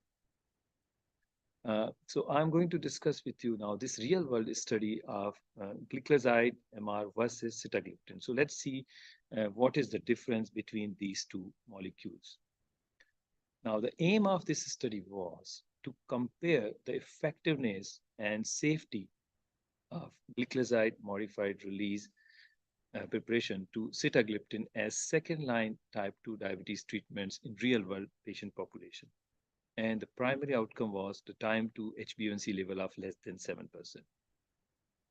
While the secondary outcomes included time to HbA1c level of less than 6.5%, the time to HbA1c more than 1% reduction from baseline, the treatment duration as measured by both durability and persistence, and overall hypoglycemia events. And this study was conducted and the people were observed for nearly more than 9 years. So it started in 2010 and it was concluded in 2019. And 2020 it was published. So the people who were already on metformin, they were randomized into two groups, glycoside MR and sitagliptin group. And the three main things which were followed were HbA1c assessment, durability and persistence of the therapy, and hypoglycemia risk. These were adult patients on metformin and A1C of more than 7% in the 6 months before index date. And they had 12 months of historical data prior to index date. The main exclusion criteria were other types of diabetes than type 2 diabetes. Now, some important baseline characteristics to see that here you can say 60% of the patients were men and the mean age was around 63 years. The mean A1C was 8.5 and most of them were having BMI of more than 30. The mean duration of diabetes was 4.4 years. Nearly 70 to 80% of the patients were on antihypertensives or lipid-lowering agents, and 1/3 were taking antiplatelet therapy.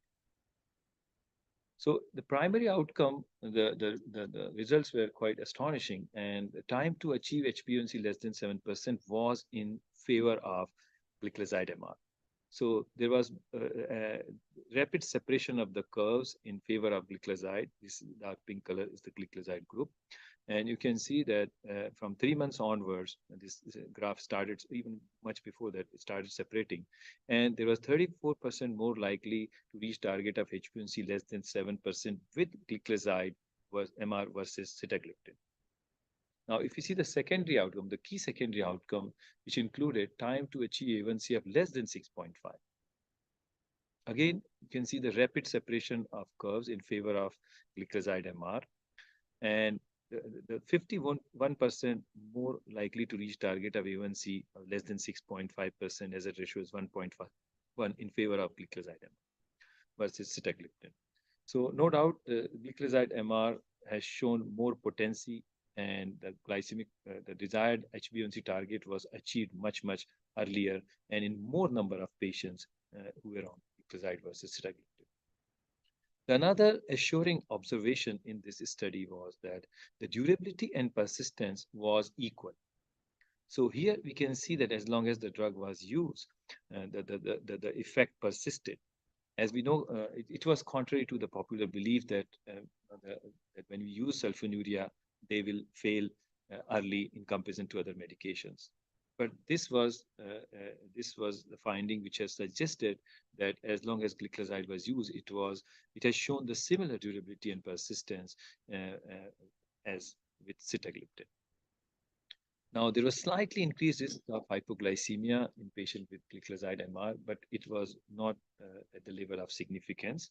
You can see 4.7 versus 2.6. And just to summarize this study, this was a well-designed real-world study. And as you know, real-world studies, actually, they complement randomized controlled trials. Now, there's extensive experience in using sulfonylureas. You can say nearly 70 years, and risks and benefits are well understood. And glycoside MR especially is a more effective glucose-lowering drug than sitagliptin, with similar rates of hypoglycemia, durability, and persistence to treatment. And it is much more cost-effective than DP4 inhibitors. But always we recommend to individualize therapy because each patient is different. The need of each patient is different. Now, this is a sub-analysis from Daya Ramadan study. This is also a very unique study from effectiveness to safety. Now, we have seen that the glycoside MR is a very effective drug, and it has persistent effect on hyperglycemia and reducing it to and reducing HbA1c, and it persists for a long period of time. But we simultaneously, we need a safe drug also. And the best time to study the safety is Ramadan. So this is Dry Ramadan study, which was actually it was conducted by Dr. Mohammad Hasnain with his team and Dr. Fatia Lawadi. And this is a very unique study which was published in 2022. So the aim of this sub-analysis was to examine whether the positive results which were observed in the main Dry Ramadan study are relevant to GCC region. And this is a real-world observational non-comparative international study. And it has shown that type 2 diabetic patients receiving gliclazide MR during Ramadan fast, they maintained glycemic control with no severe hypoglycemic events reported. And most of the patients were treated with gliclazide MR 60 milligram tablet alone or with other anti-diabetic agents except insulin, at least 90 days prior to start of the study. Now, if we see, and if we go more in detail, this was the study which was conducted in 9 countries at 64 sites, and more than 1,200 adult patients with type 2 diabetes were enrolled. And these are the 3 main regions. You can see that nearly 46.5% of the patients, they were from Indian subcontinent, 30% were from Middle East, and other 25% from Indonesia and Malaysia. So what we'll be seeing that this subgroup, the Middle Eastern population, when we compare to the global population, what were the differences? Again, the key inclusion criteria were adult patients with type 2 diabetes who were treated with breakable gliclazide MR 60 milligram with experience in SMBG controlling and monitoring, and who were willing to fast during Ramadan and who did not require insulin. Key exclusion criteria were patients on insulin or requiring insulin, A1C more than 9%, who had severe liver or renal failure, or who had contraindication to gliclazide, or ladies who were pregnant or breastfeeding, and if there was previous experience of severe hypoglycemia. Now, the participants, they continued their usual type 2 diabetes treatment, and the treating doctor was the authority to decide about their visits and the contact with them. Now, there was pre-Ramadan period, which was 6 to 8 weeks. So these patients were already treated with gliclazide MR 60 for at least 90 days before the enrollment. The Ramadan period was around 4.5 weeks, and post-Ramadan period was 4 to 6 weeks. Now, some important characteristics which were observed, and they were a little bit different, that the people from the Middle Eastern countries, they have slightly higher HbA1c. So you can see that it was 7.5 overall in global and 7.9 here. And the BMI was slightly high, so 28.4 and 29. Now, another important observation was that these patients who were from Middle Eastern countries, they were at higher dosage of gliclazide MR. Nearly 50% of the patients, they required 120 milligrams, you can see here. While in overall global population, only 22% they required 120 milligram, and majority of the people, they required only 60 milligram. Now, so overall risk also we'll see. So nearly more than half of the patients from GCC countries, they were under very high or high IDF-DAR category for fasting. So overall, you can see that together 27 plus 25, around 52% patients were in the very high or high risk category for fasting. So if you see the safety outcomes during Ramadan, the symptomatic hypoglycemia was slightly more in the patients from GCC, this subgroup, and the confirmed hypoglycemia was less. Fortunately, there was no severe hypoglycemia in both the groups, which was quite reassuring. Now, if we see the effect on HbA1c and body weight in this subgroup from GCC, there was 0.3% additional reduction from pre-Ramadan to post-Ramadan in HbA1c, which was quite encouraging. And fortunately, there was 0.7 kg weight loss in post-Ramadan. So these patients who were taking gliclazide MR, which was given mostly in iftar, after iftar, they did not gain any weight during Ramadan, and none of them had any severe hypoglycemia. So overall, this subgroup analysis for the patients from GCC countries in this Ramadan study, the symptomatic hypoglycemia was around 4.3%, while confirmed hypoglycemia was only 0.6%, and severe hypoglycemia was 0%. HbA1c reduction was 0.3% post-Ramadan period compared to pre-Ramadan, and there was 0.7 kg weight reduction.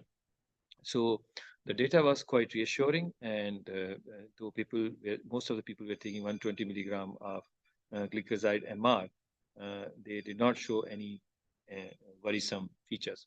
And in Ramadan, if patient is tightly controlled, if HbA1c is less than 7, actually you can reduce the dose of glycoside MR as per the glycemic control just before Ramadan. So to conclude the Ramadan subgroup analysis, the patients who were taking glycoside in GCC countries had low rates of symptomatic hypoglycemia, no severe hypoglycemia, while they were maintaining good glycemic control and body weight. What about the cardiovascular safety of glycoside MR? As you know, the time and again, this question pops up that whether the sulfonylureas are safe in people with cardiovascular disease or not. So overall, glycoside MR has data, and this is the systematic review and meta-analysis. And here they have compared glycoside with other first and second and third generation sulfonylureas, and it was found that the overall all-cause mortality is least in patients who are taking glycoside MR. And even cardiovascular-related mortality is least. So you can say that this drug is quite safe even in patients with cardiovascular disease, but we should make sure that that hypoglycemia should be avoided in such patients. And overall, it is not having any effect on mortality. And actually, the patients who are taking glycoside in comparison to other sulfonylureas, they have less all-cause mortality. What about the renal benefit? Now, ADVANCE study, as you know, is one of the landmark study in which the glycoside MR was used in patients who were treated intensively versus conventional group. And one of the striking observation of this study, which was 10 years evidence-based renal protection. So patients who were in intensive arm, who were on glycoside MR, who were taking glycoside MR and other antidiabetic agents like metformin, they have shown significant reduction in development of nephropathy. Nearly new or worsening nephropathy was reduced by 21%, and end-stage renal disease was reduced in this intensively treated group by nearly 65%. So we can say that this drug is really, really safe, and because it provides good glycemic control, it can help in reducing microvascular complications like nephropathy. Now, what about the patients who have diabetic kidney disease? Can we use this drug or not? So glycoside MR is one of the safest sulfonylurea which can be used in diabetic kidney disease. And if GFR is more than 30, then you can use the glycoside safely without any dose alteration. But if the eGFR is less than 30, which is stage 4 and then stage 5 and stage renal disease, currently we don't have data in patients with severe DKD, but according to its metabolism, you can still use glycoside with a smaller dose, and you can observe the patient if you don't have any other choice and if you are compelled to use this drug. While the other drug like glibenclamide is contraindicated if eGFR is less than 60, while use of glimepiride, the dose is reduced with eGFR less than 60, and if it's less than 30, it can be dangerous. So overall, the safety of glycoside is much, much higher, whether it's a cardiovascular safety or renal safety or overall effect on overall mortality. So just to conclude, the sulfonylureas are oldest, potent, and most widely prescribed oral agents to treat type 2 diabetes. And diameca MR or glycoside MR is safest sulfonylurea with established cardiorenal safety. It has minimal risk of hypoglycemia and weight gain, and it is preferred sulfonylurea in Ramadan. And it is long-acting, so once daily dosing is sufficient. In ADVANCE study, where the drug was studied for a long period of time, they did not find any weight gain in glycoside MR group, which was quite assuring. So with that, I would like to thank all of you for your patient listening. And if there are any questions, I'll be glad to answer.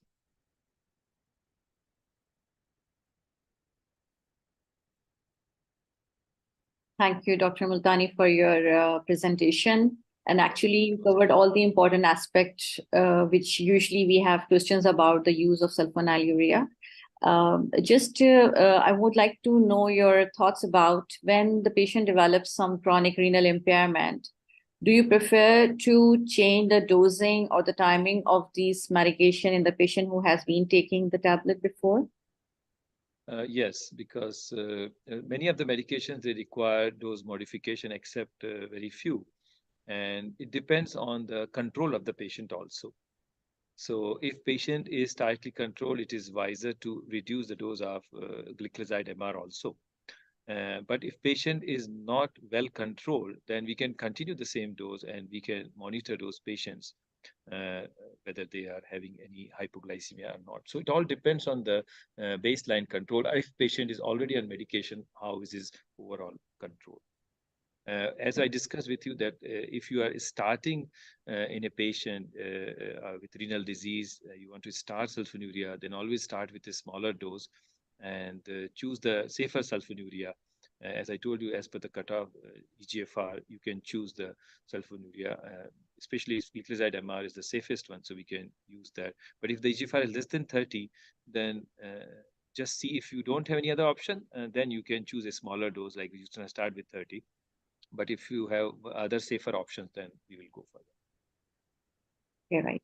And do you think that concurrent medications like the one which have now the priority over our prescription, like SGLT2 inhibitors and the GLP agonist, where do you place the gliclazide MR as a choice of therapy in the patients who are not yet very high risk for cardiovascular disease? Yeah, that's a very good question, Dr. Fozia. And as I discussed in 2 guidelines, that if patient is having cardiovascular risk factors, though he does not have established problem, and patient is well insured and there's no socioeconomic issues, we still go with the preferred combination, the newer medications, and we choose gliclazide MR as a 3rd or 4th line. So suppose patient is already taking the first line therapy in form of metformin, GLP-1 or SGLT2, and patient is not getting control, then we can go down and use sulfonylurea as a 3rd or 4th line. But suppose patient is not having insurance, patient cannot afford the newer, costlier medication, we cannot deprive him of good glycemic control. So there we can start gliclazide MR along with metformin if A1C is more than 9, other are more than 7.5 as per his guidelines. Our patient is already on metformin and not getting control, we can use gliclazide MR as a 2nd line therapy. So it all depends on the overall profile and economic condition and insurance versus non-insurance. There are so many things which helps us in deciding the 2nd line. Thank you so much for your answer. I got one question in the chat box, but apparently it's not very clear. A doctor asked about the optimal dose, 2:1 or 1:2. So if they would like to elaborate it further, maybe Dr. Multani can answer it.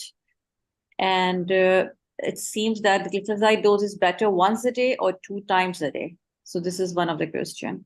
Because a long-acting drug, if you are giving 60 milligrams, then 1 pill is fine. But when you were to step up the dose, patient can take 2 tablets together. Like 60, 60, 120, he can take all together. There's no problem at all. Sometimes patient is scared to take that. You can give twice. There's no harm in that. But like in general, the other medications also, some XR preparation, they say that take the full dose. So we prefer that patient can take the whole dose at one time. Yeah. Unless patient has any reservation. Agree with that, yeah. So I think we have no further questions about it. I would like to thank each and every one of you for your brilliant presentation. And indeed, it was full of information, and I myself thoroughly enjoyed all of them. I would like to emphasize for all the attendees that CME certificate will be available 4 weeks after this webinar. Please make sure that you fill the evaluation form that will be sent to your registered email ID to obtain the CME credits. And regarding the pre-recorded session, which is available on our EDES YouTube channel and website as well, you can always go back and listen to this for on-demand channel and can again thoroughly enjoy if you have missed part of it. So thank you so much for our speakers and for sparing your time and skills and expertise. I would like to say good evening and a good night to everyone. And thanks again. Yeah. Good night, everyone. Thank you, Dr. Fawzia, and thank you, everyone. Thank you so much, Dr. Fawzia.